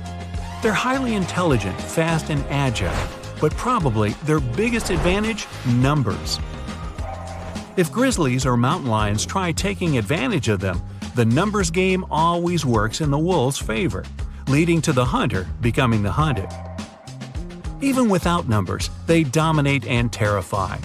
It's too hard for any other animal to target a lone wolf, so even they are usually left alone. Imagine being able to pounce a wild boar in below freezing temperatures while dressed in orange against a completely snow-covered white environment. Siberian tigers are clearly not playing around. Over 10 feet long and weighing up to 400 pounds, they're the largest of all wild cats. This kitty could easily jump right over your head while carrying double its body weight. The only animal that can really challenge this king of the forest is a large enough brown bear, and it'd be a close call. No wonder the Siberian tiger is the top of the food chain in its part of the globe. As for the top boss in the waters of South America, that would be the green anaconda. Not even jaguars and caiman are safe around the biggest snake in the world. The murky waters of riverbanks camouflage the giant snake perfectly. They go unnoticed, sitting there waiting for something to come have a drink. And then, whoosh, the snake strikes. It uses its sharp curved teeth and 15 feet of pure muscle to hold its lunch in place.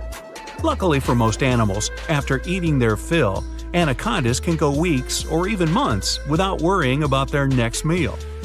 But the world's biggest snake isn't the most dangerous. That title belongs to the black mamba. Lions, spotted hyenas, giraffes, and even elephants will avoid the mamba at all costs. They all know one bite can stop them very quickly. Growing up to 14 feet, it's the second longest venomous snake in the world after the king cobra. The African black mamba does hold the top spot as the world's fastest snake. It slithers along going 12 miles per hour. That's about where most treadmills max out. Not top dog, but worth a mention is the green anaconda's neighbor, the electric eel. Very few animals are willing to take on such a highly charged creature. Electric eels have around 6,000 special cells that can produce up to 800 volts of electricity. That's more than 6 times the standard U.S. wall socket. That's enough to knock a horse off its feet and to power holiday lights. In 2019, a Tennessee aquarium hooked some tree lights up to their eel tank. Every time the eel shot the water, the trees lit up.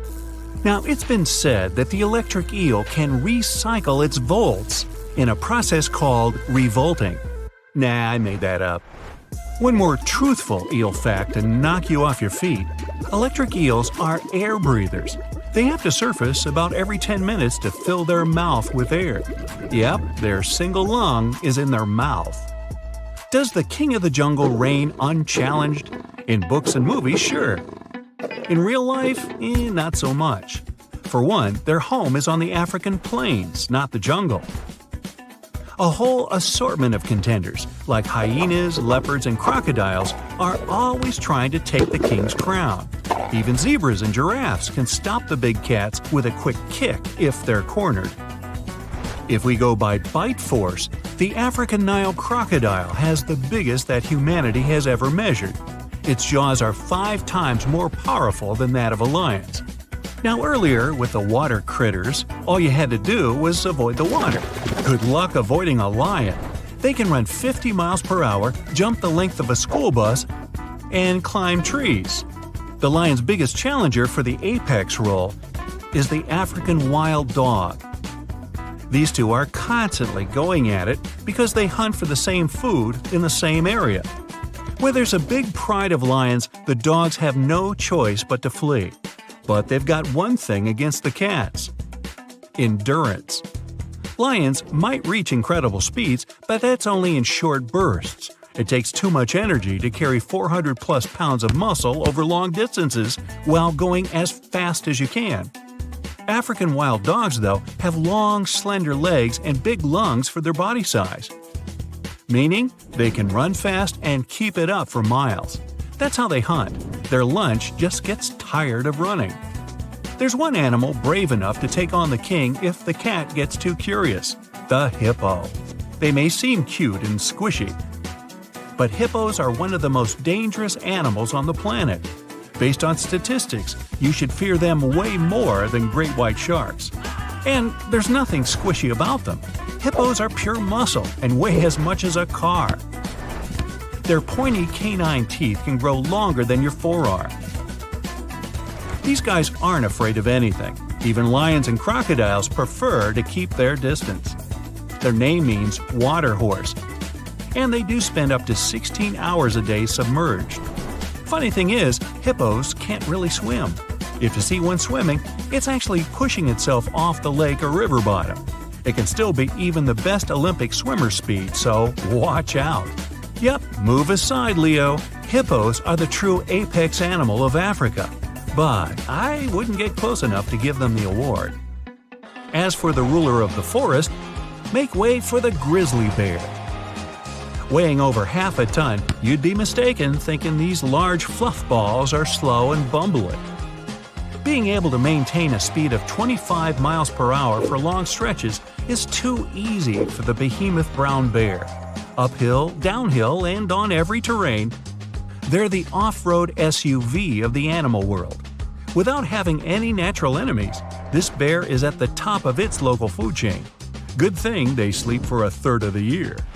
Just hope you don't run into a grizzly, ever. But especially right before it's about to go into hibernation. They spend the autumn months fattening up for winter.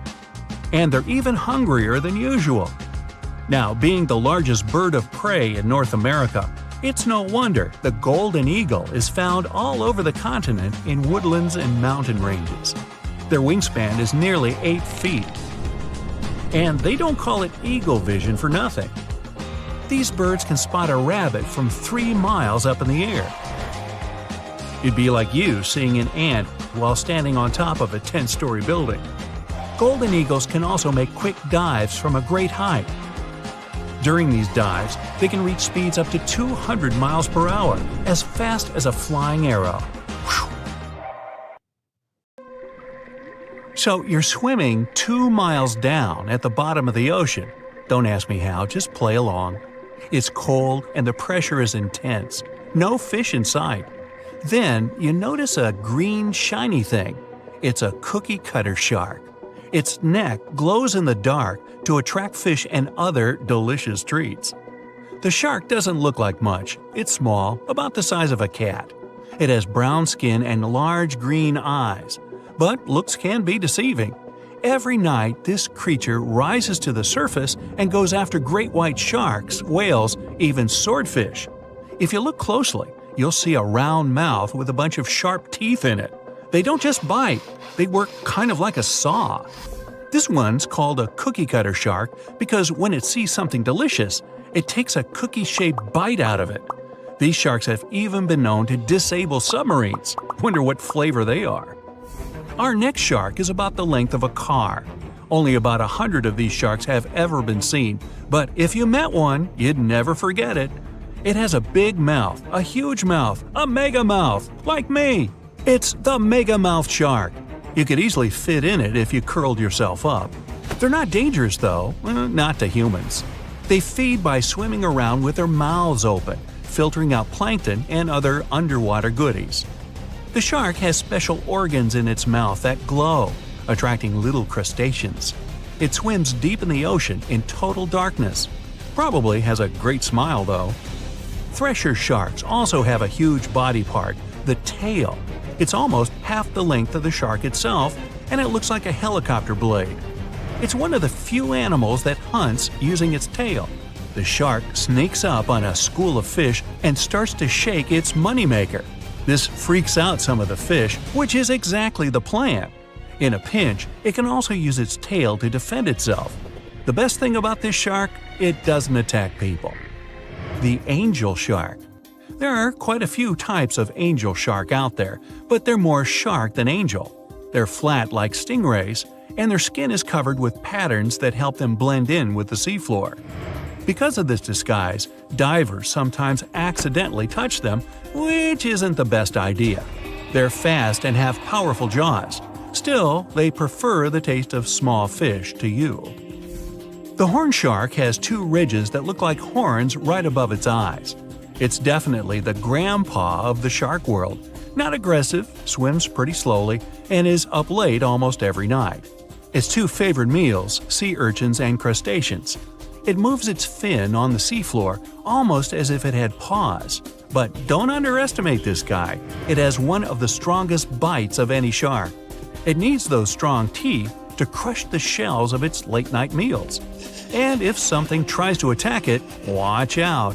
Horn sharks have sharp spikes on their fins. The award for the ugliest shark goes to the goblin shark, and it's not even close. From the outside, it already looks kinda weird and is about the size of a pink underwater motorbike. It has a long tail and a seriously long nose. It lives way down in the depths of the ocean and loves to eat squid. It's not as fast as its relatives, but it's way more sneaky. It has a secret squid catching technique which is totally wild. The shark swims behind the squid. It's catching up, getting closer and closer, but the squid isn't slowing down, no way. It looks like the poor goblin shark won't have any lunch today. Then it opens its mouth. Its jaw is attached to folds of skin that mean it can literally throw its jaw out of its mouth. And it's a shark, so those teeth are sharp. That extra reach helps it grab its lunch, and when the meal's over, it pops its jaw back in its mouth. These sharks have been seen many times off the coast of Japan. They're actually named after the goblins in Japanese myths and fairy tales. There's only one thing out there cooler than a ninja shark. It's the ninja lantern shark. Imagine there's a tube you can slide down that takes you to the bottom of the ocean. It's too dark, you can't see anything. Suddenly, a glowing dot, moving around in the distance. It's coming closer, shooting towards you. It's a blue glowing head. Worse, it looks like this head doesn't have a body attached to it. The ninja lantern shark has black skin, so it's almost invisible in the dark. It's only the size of a human arm, but its small, sharp teeth are no joke. No one really knows why this shark glows. Maybe to attract tasty fish? Another theory out there is that it uses this light to communicate with its friends. It has friends? The hammerhead shark. These ferocious sharks can weigh up to half a ton. They live in tropical waters all over the world, and they're one of the most recognizable sharks out there. Their eyes really are located on the sides of their hammerhead. This means they can see in almost all directions. They even have special neck muscles to lift their head up and down just to see that little bit better. Their favorite food? Stingrays. You know, those flat things that swim along the seafloor, camouflaged to look like sand and bits of rock. Stingrays get by blending in with their surroundings. Danger mostly just swims by. But the hammerhead's eyes see everything. Uh-oh. Great white sharks, hammerheads, and other large sharks live for about 25 years. But one shark can live much, much longer. The Greenland shark can live anywhere from 300 to 500 years. It lives mostly in the North Atlantic and Arctic oceans. It loves to swim deep down where it's dark, so it uses its nose to sniff out food. Since it spends so much time down there, it's figured out how to withstand the strong pressure. It's one of the oldest living, largest, and slowest fish on Earth. Just imagine, you're on an Arctic cruise and you see one of these sharks moving slowly through the freezing cold water. It might be 400 years older than you. Most sharks are omnivorous. They can go after dolphins, other sharks, crabs, sea urchins, smaller or even larger fish, hot dogs. Kidding about the hot dogs. But the bonnethead shark is a bit different. It eats algae for about half its meals. It's actually related to the hammerhead shark, but its head looks more like a shovel. Can you dig it? If you see this guy swimming around, you might think it's a sea snake or a huge water worm. Frilled sharks like to swim way down at the bottom of the ocean, like a lot of sharks. When they're chasing something delicious, they move kind of like a snake. And just like a snake, they like to gulp down their lunch all in one piece. But that doesn't mean they don't have teeth. They have about 200 nice and sharp ones. The saw shark has a long, flat, and seriously spiky nose. Those teeth on its nose never stop growing. Each tooth is equipped with electric receptors to help the saw shark feel around for nearby fish, like a ship's radar. When dinner's nearby, the shark swims up and strikes with its nose, waving it around like a knight showing off his skills. Meanwhile, you won't have time to blink if this guy floats past. Did you see it? How about now? Meet the fastest shark in the world, the short-fin mako shark. It can swim up to 35 miles per hour. That doesn't seem that quick on land, but underwater, that's fast. Slower than a cheetah, but faster than most dogs. It's warm-blooded, which is super rare for a shark. That helps it swim to cold and distant places where an ordinary shark simply wouldn't survive. The swordfish goes much faster. It can swim up to 60 miles per hour. It's not a shark, but it's still an amazing creature. In a race, the swordfish will usually come out on top, but it's not just fast, it's ingeniously fast. It has a gland next to its nose that pumps out a special oil. This oil spreads through its nose and comes out through tiny holes. This special oil is waterproof, which lets the swordfish glide through the water at high speed. The hammerhead has an incredible 360-degree vision that's called binocular. This creature's eyes are tilted forward and their field of vision overlaps. The wobbegong means shaggy beard in an Australian Aboriginal language, and just one look at this underwater inhabitant can explain the name choice. The viper dogfish knows how to create its own light in the deep ocean pitch-dark waters. The animal has needle-like teeth and extendable jaws. This allows it to feed on prey half its size. Now, at first sight, all these creatures have nothing in common whatsoever, but in reality, all of them are sharks. There are more than 500 shark species in the world, and lots of them don't look as if they're related.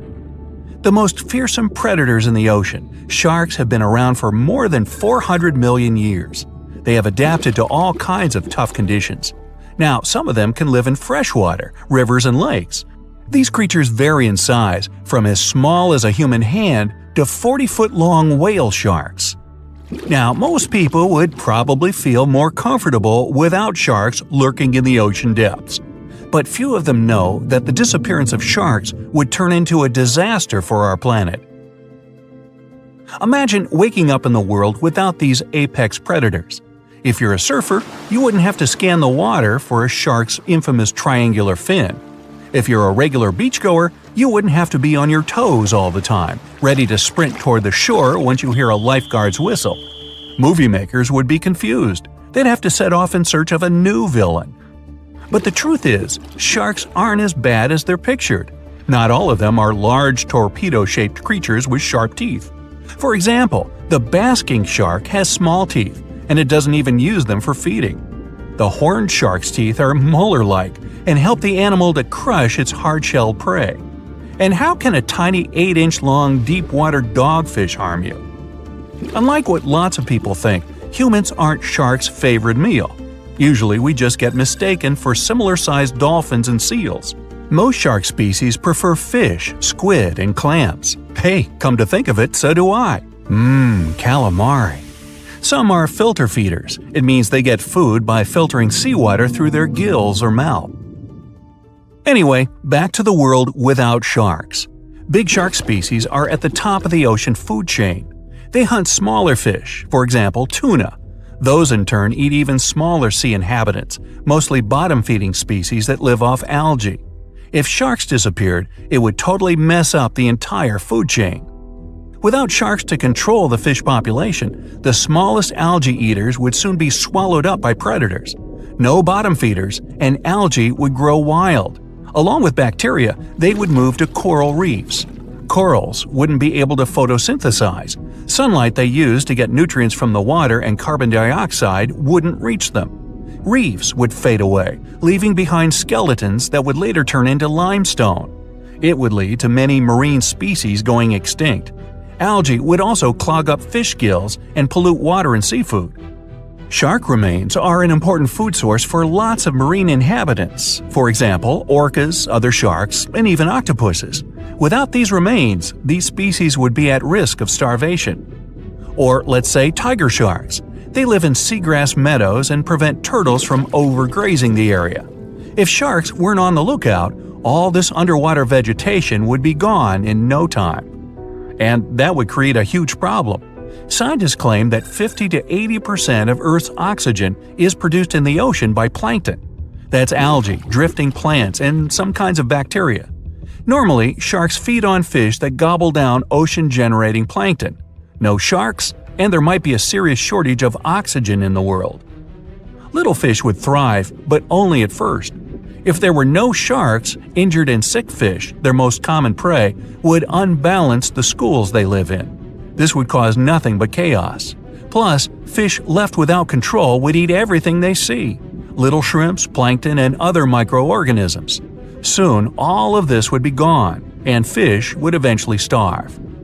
It would affect not only the world's ecosystem, but also the economy, like it happened once in North Carolina. Great white sharks were overfished there, and it allowed the ray population to grow. It resulted in hundreds of hungry rays eating all the bay scallops. The local fishery had to close. When there were no more scallops, rays moved on to other shelled sea creatures. The disappearance of sharks would also harm ecotourism. For example, in the Bahamas, just one reef shark brings about $250,000 over its lifetime. Divers pay this money to see the creature in its natural environment. One living whale shark brings Belize $2 million during its lifetime. Besides, if there were no sharks, we would never know how amazing these creatures are. See for yourself. Sharks don't have bones. Their skeletons are made of cartilage, just like some parts of your ears and your nose tip. Cartilage is way lighter than real bones. Plus, sharks' liver are filled with oils. That's what helps them to be so buoyant. From afar, sharks' skin may seem to be as smooth as that of dolphins, but in reality, it resembles sandpaper. It's made up of teeny teeth-like scales. They point toward the tail and reduce water friction when sharks swim. Even though sharks don't have bones, their bodies can fossilize. As these predators age, they store calcium in their skeletons to make them stronger. That's why million-year-old shark jaws feel as heavy and solid as bones. Sharks have small black spots near their eyes, nose, and mouth. They allow these animals to sense electromagnetic fields and temperature changes in the ocean. Most shark species have an amazing night vision. Even cooler, they can see colors. They have special reflective tissue at the back of their eyes, which helps them see perfectly with little light. Now, you might be able to tell a shark's age by counting the rings on its vertebrae. Each vertebra has pairs of semi-transparent and non-transparent bands. If a vertebra has 10 band pairs, the shark is 10 years old. Such a count is not always correct, but still. The great white shark's bite is no joke. A 21-foot-long creature can produce a force of more than 4,000 pounds per 1 square inch. It means the fish's jaws are 4 times more powerful than those of a lion or tiger. And you, with your bite force of 150 to 200 pounds per square inch, aren't even in the running. Sharks can heat their eyes thanks to a special retina. It helps them to have a better resolution of everything they see around and detect their prey. Some bottom-dwelling shark species, for example nurse or angel sharks, have a special opening behind their eyes. It supplies oxygen directly to their brain and eyes. Sharks use this organ when they're resting at the seafloor or eating. But most shark species have to swim all the time to pump water over their gills. Sharks live in all oceans on the planet, but several species feel great in freshwater. Bull sharks, for example, can be found in tropical rivers. They've adapted and can now live in both fresh and salt water. And river sharks, true to their name, swim in the rivers of New Guinea, Australia, and South Asia. The number of teeth may vary from species to species, but most sharks have more than 15 rows of them in each jaw. One line after another, they go from the largest and most functional up front to the smaller and less powerful in the back. A shark can have as many as 35,000 cavity-resistant teeth in a lifetime. Now, you, as a human, can shift only your lower jaw, but a shark can move both its upper and lower jaws. It allows the creature to have a better grip while hunting. Sharks not only smell things exceptionally well, their hearing is excellent too. They can spot their prey from 3,000 feet away because they hear low-frequency sounds. The predators will easily recognize the sounds made by a fish's contracting muscle tissue.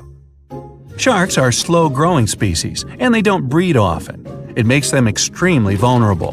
People had better protect these creatures rather than fear them. Oh, and finally, when you go to the casino poker tables, be wary of one more species, the card shark. If you're not careful, he'll take all your money. Living at depths of up to 5,000 feet, the hagfish is one of the strangest creatures in the ocean. And there's plenty on the list. The goblin shark, sea spiders, red-lipped batfish, and even people swimming during winter. It's freezing, man! Get out! Although it looks like an eel, this fish belongs to the Agnatha species. That's fish without jaws. And the family also includes lampreys, terrifying monsters with disc-shaped suction cup mouths filled with spiraling rows of teeth. Hagfish have 2 tongues, 4 hearts, and no eyes or stomach, like something from another planet. And what sets them apart from anything on this planet is that they have a skull but no spine. They don't have bones either. That unique spineless skull is made entirely out of cartilage. The same stuff in your ears and nose, that's right. Scaleless with skin that seems to fit over them like an oversized holiday sweater. It'd be a mistake to think this frail little creature would be an easy dinner. They've evolved to escape from other fish like Houdinis of the deep. And the trick is slime. Lots of it. When something tries to gobble them up or gets just too close for comfort, hagfish release a protein from the holes lining their sides. When this stuff meets the surrounding water, it balloons dramatically, as in 10,000 times. The more water touches it, the bigger this goo ball gets. A teaspoon of hagfish slime can turn into a bucketful in a second. It instantly clogs the gills of any fish trying to chomp down on our slimy friend, even sharks. But hagfish have gills too. So why doesn't the slime block their own? Easy peasy. This hagfish will simply tie itself into a knot and scrape the slime off its body. Doesn't mean their slime comes without inconveniences. Sometimes it gets in the hagfish's tiny nose. To get rid of it, they make themselves sneeze, sort of. Gesundheit. This fish's homemade goo is made of flexible strands that are surprisingly strong, as in stronger than nylon. Imagine falling into a pool of the stuff. You'd struggle to move your arms and legs to swim.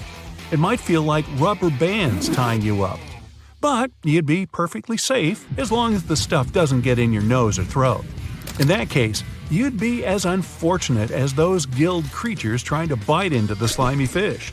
And hey, our own species is eyeballing it for loads of potential uses, from parachutes to cars and even clothing. Forget about diving in a pool of this goo. You could be wearing a slime suit in the future. But when it comes to landish creatures, the platypus is just as weird. This mammal has a duck bill, a beaver tail, webbed feet, and lays eggs. Like a lot of fish, the platypus and its relative, the echidna, have no stomach, but they don't need one. They store their food in their cheeks until they surface. Once they've eaten, the food goes straight to their gut. Just when the platypus couldn't get any stranger, they also sweat milk for their platypups.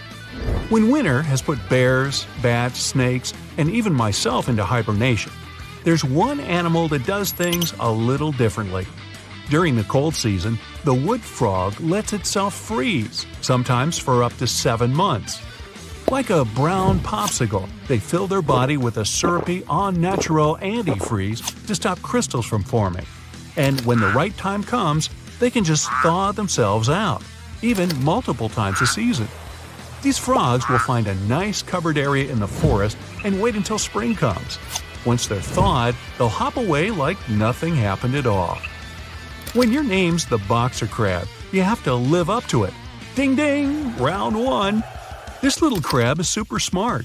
It has sea anemones living in its claws, and these DIY boxing gloves pack a punch. Carrying around these little tentacled sea creatures helps this tiny crab defend itself against fish and anything bigger than it. When feeling disturbed, the crab starts swinging and its gloves start stinging. The tentacles of sea anemones are covered in stinging cells that help the animal capture its lunch. Yup, that's no plant, it's a hungry beast. It's a win-win relationship. For helping the crab protect itself, the gloves get a fun ride around the ocean floor and free meals. Its other names don't sound as tough, but I assure you, the pom-pom or cheerleader crab looks cute but shouldn't be messed with. If you're afraid of spider webs, this is one to avoid. Darwin's bark spider is an orb weaver type that creates a jaw-droppingly large web for a penny-sized spidey. The silk in its web is 10 times stronger than Kevlar and double the strength of any other spiders on the planet. And the webs themselves can be as big as a king-size bed. Not that you'd want to sleep in one. Their web bridges are even more impressive. They can be over 80 feet long. The spiders build them across rivers to catch bugs flying over the water, or you rafting down the rapids. Watch out! And here I thought I spent too much time on the web. Gone to the beach on a hot sunny day when you realize you're out of sunblock. Hey, just do what hippos do. When they sweat, they create their own sunscreen. Living in the water for most of its life, a hippo's skin must stay wet to keep hydrated. When they do have to venture out of the water, something strange happens.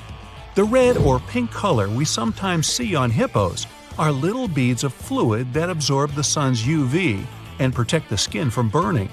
They're also highly acidic to help stop bacteria growing on the skin. Hippos might look big and clumsy, but they could easily outrun and outswim the best Olympic athletes out there. Must be why the ancient Greeks called them hippopotamus, the river horse. Now, when you're a plant, it's hard to defend yourself, but not for the acacia tree. It has built-in bodyguards, ants. When a few of the leaves are getting nibbled on, the vibrations alert the ant brigade to head out and stop the trespasser. Living in the hollow thorns of the branches, the acacia ants come out and shock the hungry animal with their wasp-like stinger. The tree is so grateful to the ants that it feeds them yummy nectar. Not only do the ants stop animals from grazing too much, they also help improve the tree's health by reducing the bacteria that would be on the leaves.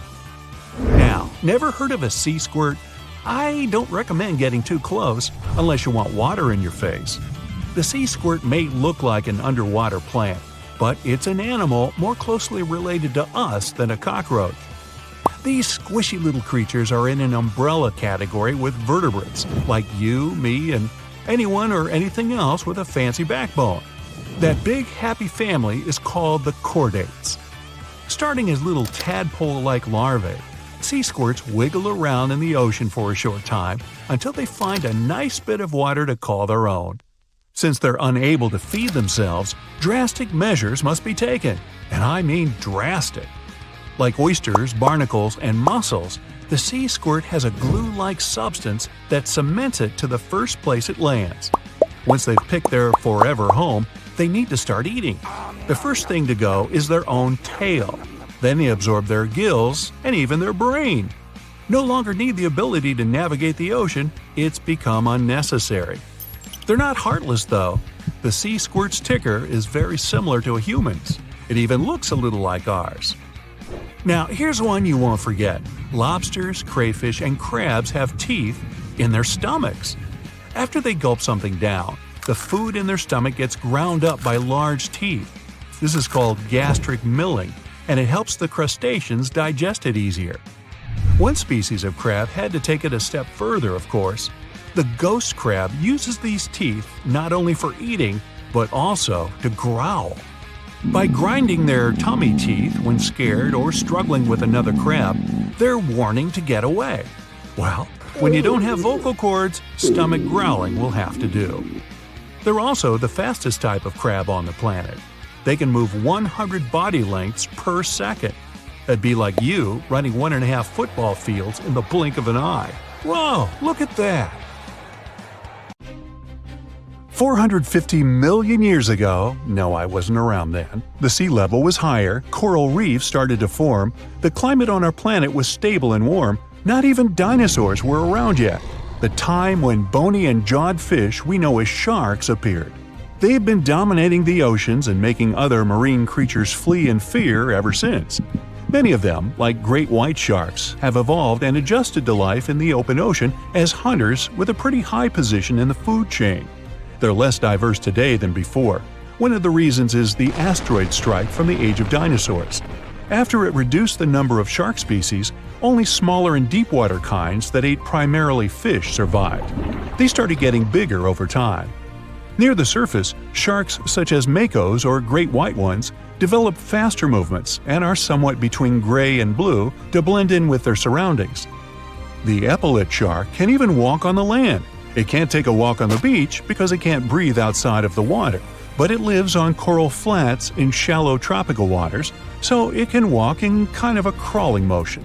But deep down below, there are mysterious, alien-looking, often huge shark species that didn't come to the surface, which is why they didn't need to adjust to the new environment and different conditions. They haven't changed a lot through time, so they're some living fossils. These creatures mostly don't have 5 gill slits, the most common number, but 6 or 7.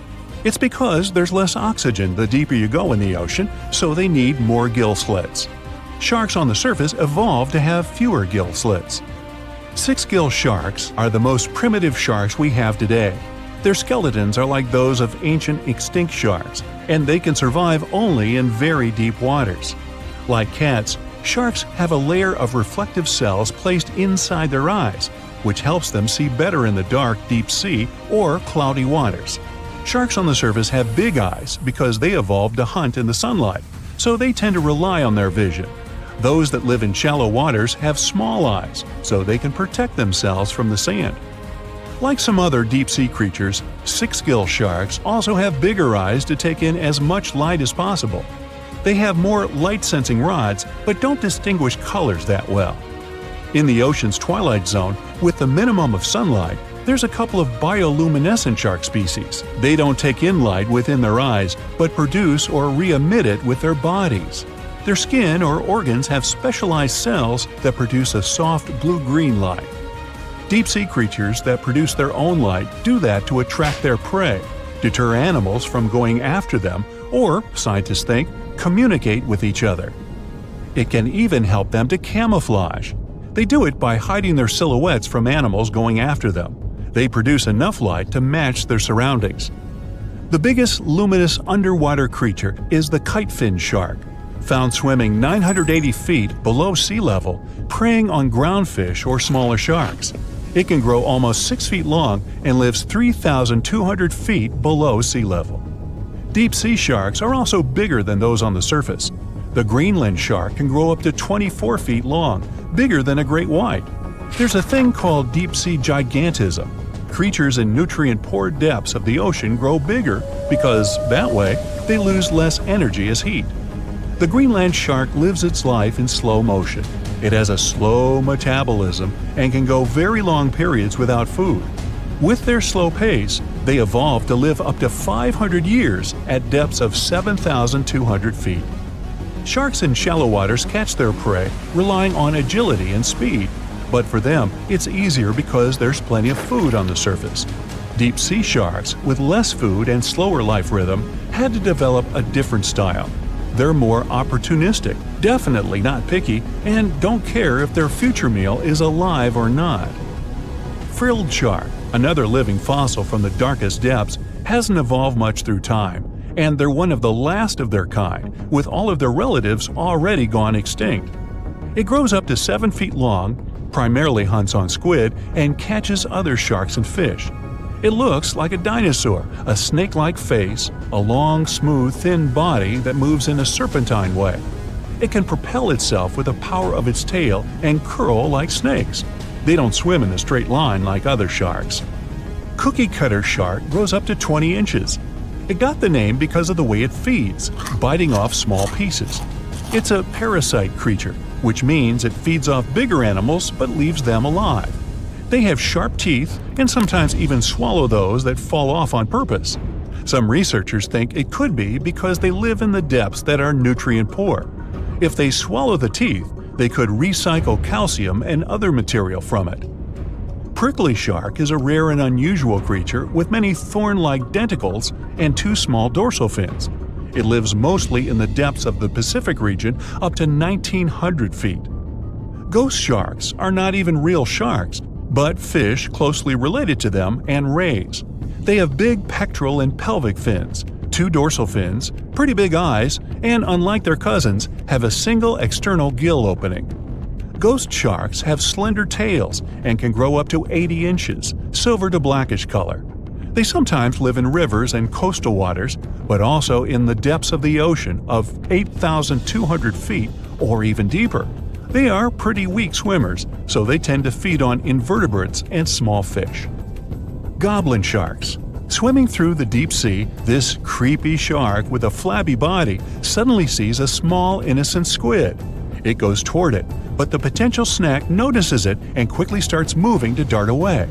It seems like the plan could work at first, but then the shark suddenly thrusts the jaw of its mouth and catches the poor little squid in a second. After the meal is finished, the animal simply fits the jaw back into the mouth and goes away as if nothing happened. This is possible because it has a jaw connected to 3-inch-long flaps of skin, which is why it can unfold from the snout. It can grow up to 12 feet long with a weight of 460 pounds. Scientists think goblin sharks are mostly active in the morning and evening. The shark has a long, prominent snout and specific sensing organs on it. It uses them to sense electrical fields in the dark oceanic depths. Seven-gill shark is a big cow shark, brown to silver-gray on top, white underneath, black and white spots, with a thick body, a small dorsal fin, and a wide, blunt snout. It can grow up to 10 feet long, mostly lives in the depth of 1,870 feet, but you can also find it in deep channels and bays. It can be aggressive toward humans if provoked, so don't. Like most deep-sea creatures, it's an opportunistic hunter that's not quite picky but likes to go after dolphins, seals, porpoises, and other marine animals. Megamouth sharks mostly live in the depths of 15,000 feet and spend most of their time in the dark, like me. Scientists discovered it in 1976 because it went near the surface at night to feed on zooplankton. That's the only time these sharks go there. During the day, they return to their quiet, dark, and mysterious depths.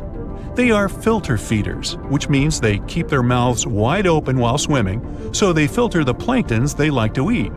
There are organs that produce light inside of their mouths, which attracts potential prey, such as pelagic crustaceans.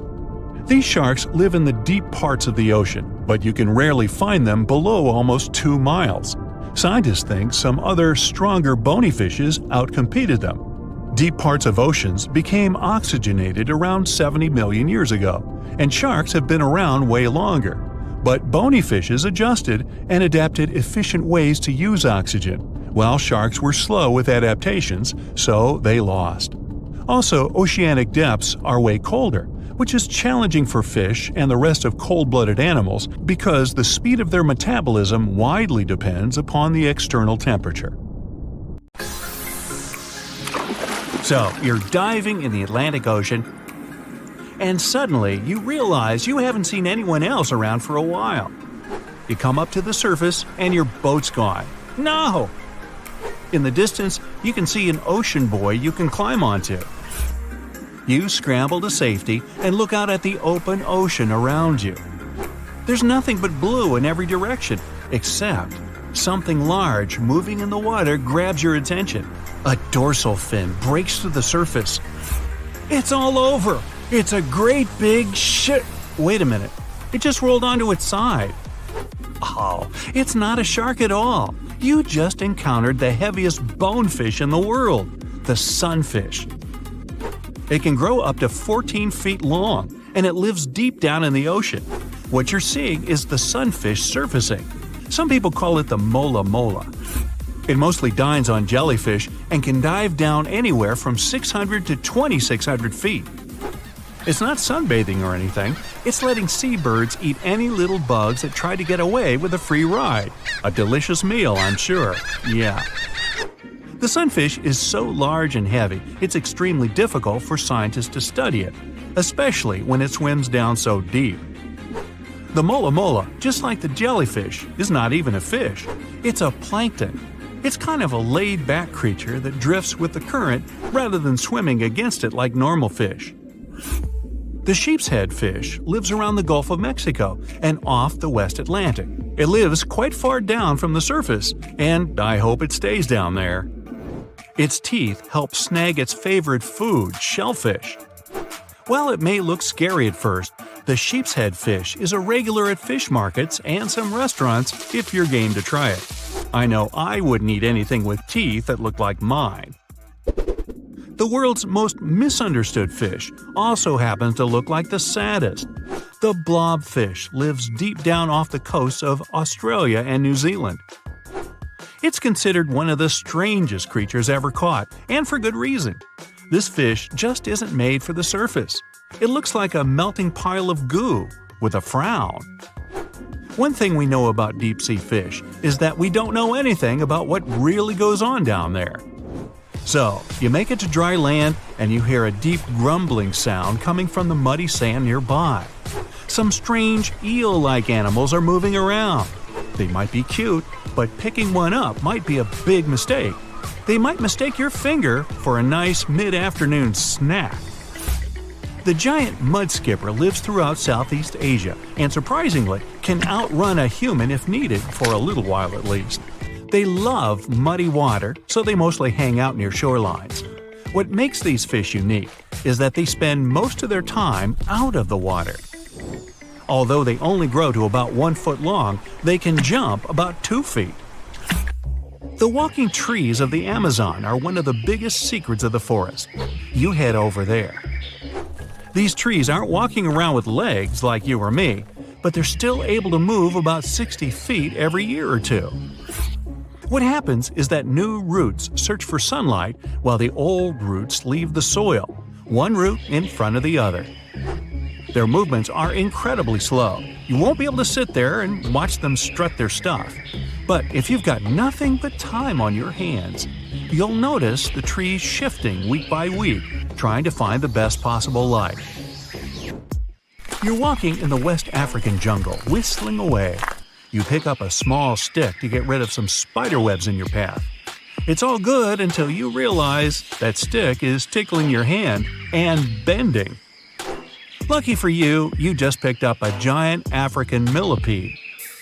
They grow to about 1 foot long, so they kind of look like a small snake.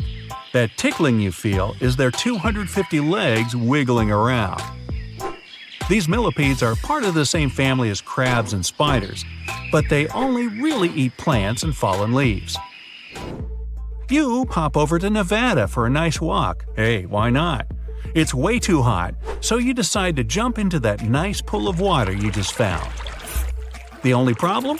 This place is way off limits, and swimming definitely isn't allowed. Why? Because of what could be the rarest fish in the world, the pupfish. They only grow about 1 inch long, and they only live here. They're precious and protected fish, so read the signs and don't even think about going swimming anywhere near them. The pupfish's backyard pool has another claim to fame. It's an earthquake indicator. When there's an earthquake, say in Indonesia, Japan, or China, waves start popping up right there in Nevada. You wouldn't be wrong for wanting to get your eyes checked if you saw this little guy sniffing around. The star-nosed mole is one of the weirdest creatures anywhere. Each one of the feelers on its nose help the almost blind mole find its food. Its nose is so sensitive, it can feel 5 times more than a human hand. That's not all. Star-nosed moles are also the world's fastest eaters. Wow, faster than me. They can even smell around for food underwater. Is there anything this mole can't do? Tardigrades, or as they're sometimes called, water bears, are one of the most interesting creatures on the planet, and also the craziest. These microscopic animals are the toughest creatures on Earth. How tough, you ask? Well, you can find them in the deepest parts of the ocean, high up on mountaintops, in volcanoes, rainforests, and even Antarctica. They're also the first animals to survive exposure to outer space. They can sleep for thousands of years without any food or water, and then get up and walk it off like it was nothing. The water bear could rule the planet, if only it was a little bigger. The blue glaucus looks something like out of a sci-fi movie. But no, this little animal is the weird uncle of the sea slug family, and you definitely don't want to pick it up. It blends perfectly into the ocean waves as it floats on the surface. The glaucus's bright shade of blue helps it melt into its background, but that's not what makes it special. Its sting is quite potent and not very pleasant, but the glaucus doesn't even produce its own venom. It just steals it off of other venomous water creatures. Not bad for something that's only an inch long. How about a delicious coconut? You need to regroup after seeing so many weird animals. Luckily, a coconut just fell from that tree, although something else fell as well. It seems like this coconut's already got an owner. Coconut crabs find coconuts on the floor and rip off that hairy brown stuff that's all over them. Then they grab the coconut with a claw and climb up a tree. From there, they chuck it down to the ground to open it up. So the crab's up there and its lunch is down on the ground. No problem. Coconut crabs love to jump from trees and can land unharmed from a 15-foot fall. This is one crab you wouldn't want to try to catch with your hands. The coconut crab's claw is the strongest of all crustaceans. If it can bust through a coconut, yeah. By now, you've seen your share of crazy, but no one is prepared for the hagfish. This fish looks like an eel, but with one extra superpower: slime. Less than a teaspoon of slime, when combined with water, can multiply up to 10,000 times. Once the hagfish oozes out its slime, nothing can get close. And what if some of the slime gets in its own nose? It learned to sneeze it out. They're also boneless and made entirely out of cartilage. Last one for today, introducing the purple frog. Not a very exciting name, I know. The purple frog is a strange-looking frog species. It looks like it just ate way too much, and it's got a nose like no other. What makes this creature even stranger is that it lives underground, and I don't mean just for a short while. The purple frog only comes out of its hole for 2 weeks a year. It mainly eats termites it finds underground, so why would it bother coming up to the surface at all? The megalodon shark roamed the oceans, scaring and chewing everything to pieces long after the dinosaurs were wiped out by the great meteorite. We know that it was the largest and most dangerous hunter that ever lived, as well as the biggest shark. It was the king of all seas, swimming freely between most parts of the ocean. But then, about 2.5 million years ago, the last of its kind disappeared from Earth forever, leaving only huge teeth to be found by modern archaeologists. And it could be because of the great white sharks. The megalodon is usually described as a sort of gigantic version of this marine animal. This is a common misconception people make because these creatures were thought to be related. In fact, the meg looked more like a modern bull shark. It had a short snout, a flat lower jaw, and long and massive pectoral fins that supported its weight. And what's more important, the ancestors of today's great whites existed at the same time as the megalodon. But with great size comes great clumsiness. Although the meg was huge and powerful, it was also not as nimble as the smaller and quicker great white sharks. Researchers believe that great whites actually rivaled with the megalodon for food and were often more successful hunters thanks to their agility. They couldn't fight the meg openly, but were fast enough to steal its food. So, the only food left for the megalodon were whales and equally big marine animals. Adult megs could easily catch such beasts, but their offspring were much smaller and more vulnerable than their parents. Scientists believe other sharks could have used this to their advantage. While the megalodon was still little, it often became a meal for great whites, bull, and tiger sharks. Even then, a great white shark could be almost 20 feet long, while a megalodon pup was typically twice as small. A pretty easy meal for a great white. But even if there had been no open confrontation between young megalodons and smaller adult sharks, meg pups wouldn't have been able to find food for themselves to grow to adulthood. The population of other sharks was growing, and they were rivaling with each other and the megs for food. The more great whites and other sharks there were, the less food remained for the young monster sharks. Eventually, they would have simply starved. As if this wasn't enough for the megalodon to cease to exist, their favorite big munch, the whales, began to adapt to changing conditions on Earth. The meg was a warmth-loving shark, and it was abundant in tropical and subtropical waters. When they first evolved, about 20 million years ago, the climate on the planet was much milder. Both land and seas were generally warmer, and so the meg could swim and eat wherever it pleased. As years went by, the climate went on changing though. It became extremely cold closer to the poles, and lots of marine animals and fish had to adapt to this temperature shift. But the megalodon didn't cope as well. It still loved warm waters, so it stayed where it felt comfortable, even if that area was shrinking. What it didn't realize was that whales were among those who became okay with the cold. The big marine mammals went further north, and Meg was left without a supper. That's it for today. So hey, if you pacified your curiosity, then give the video a like and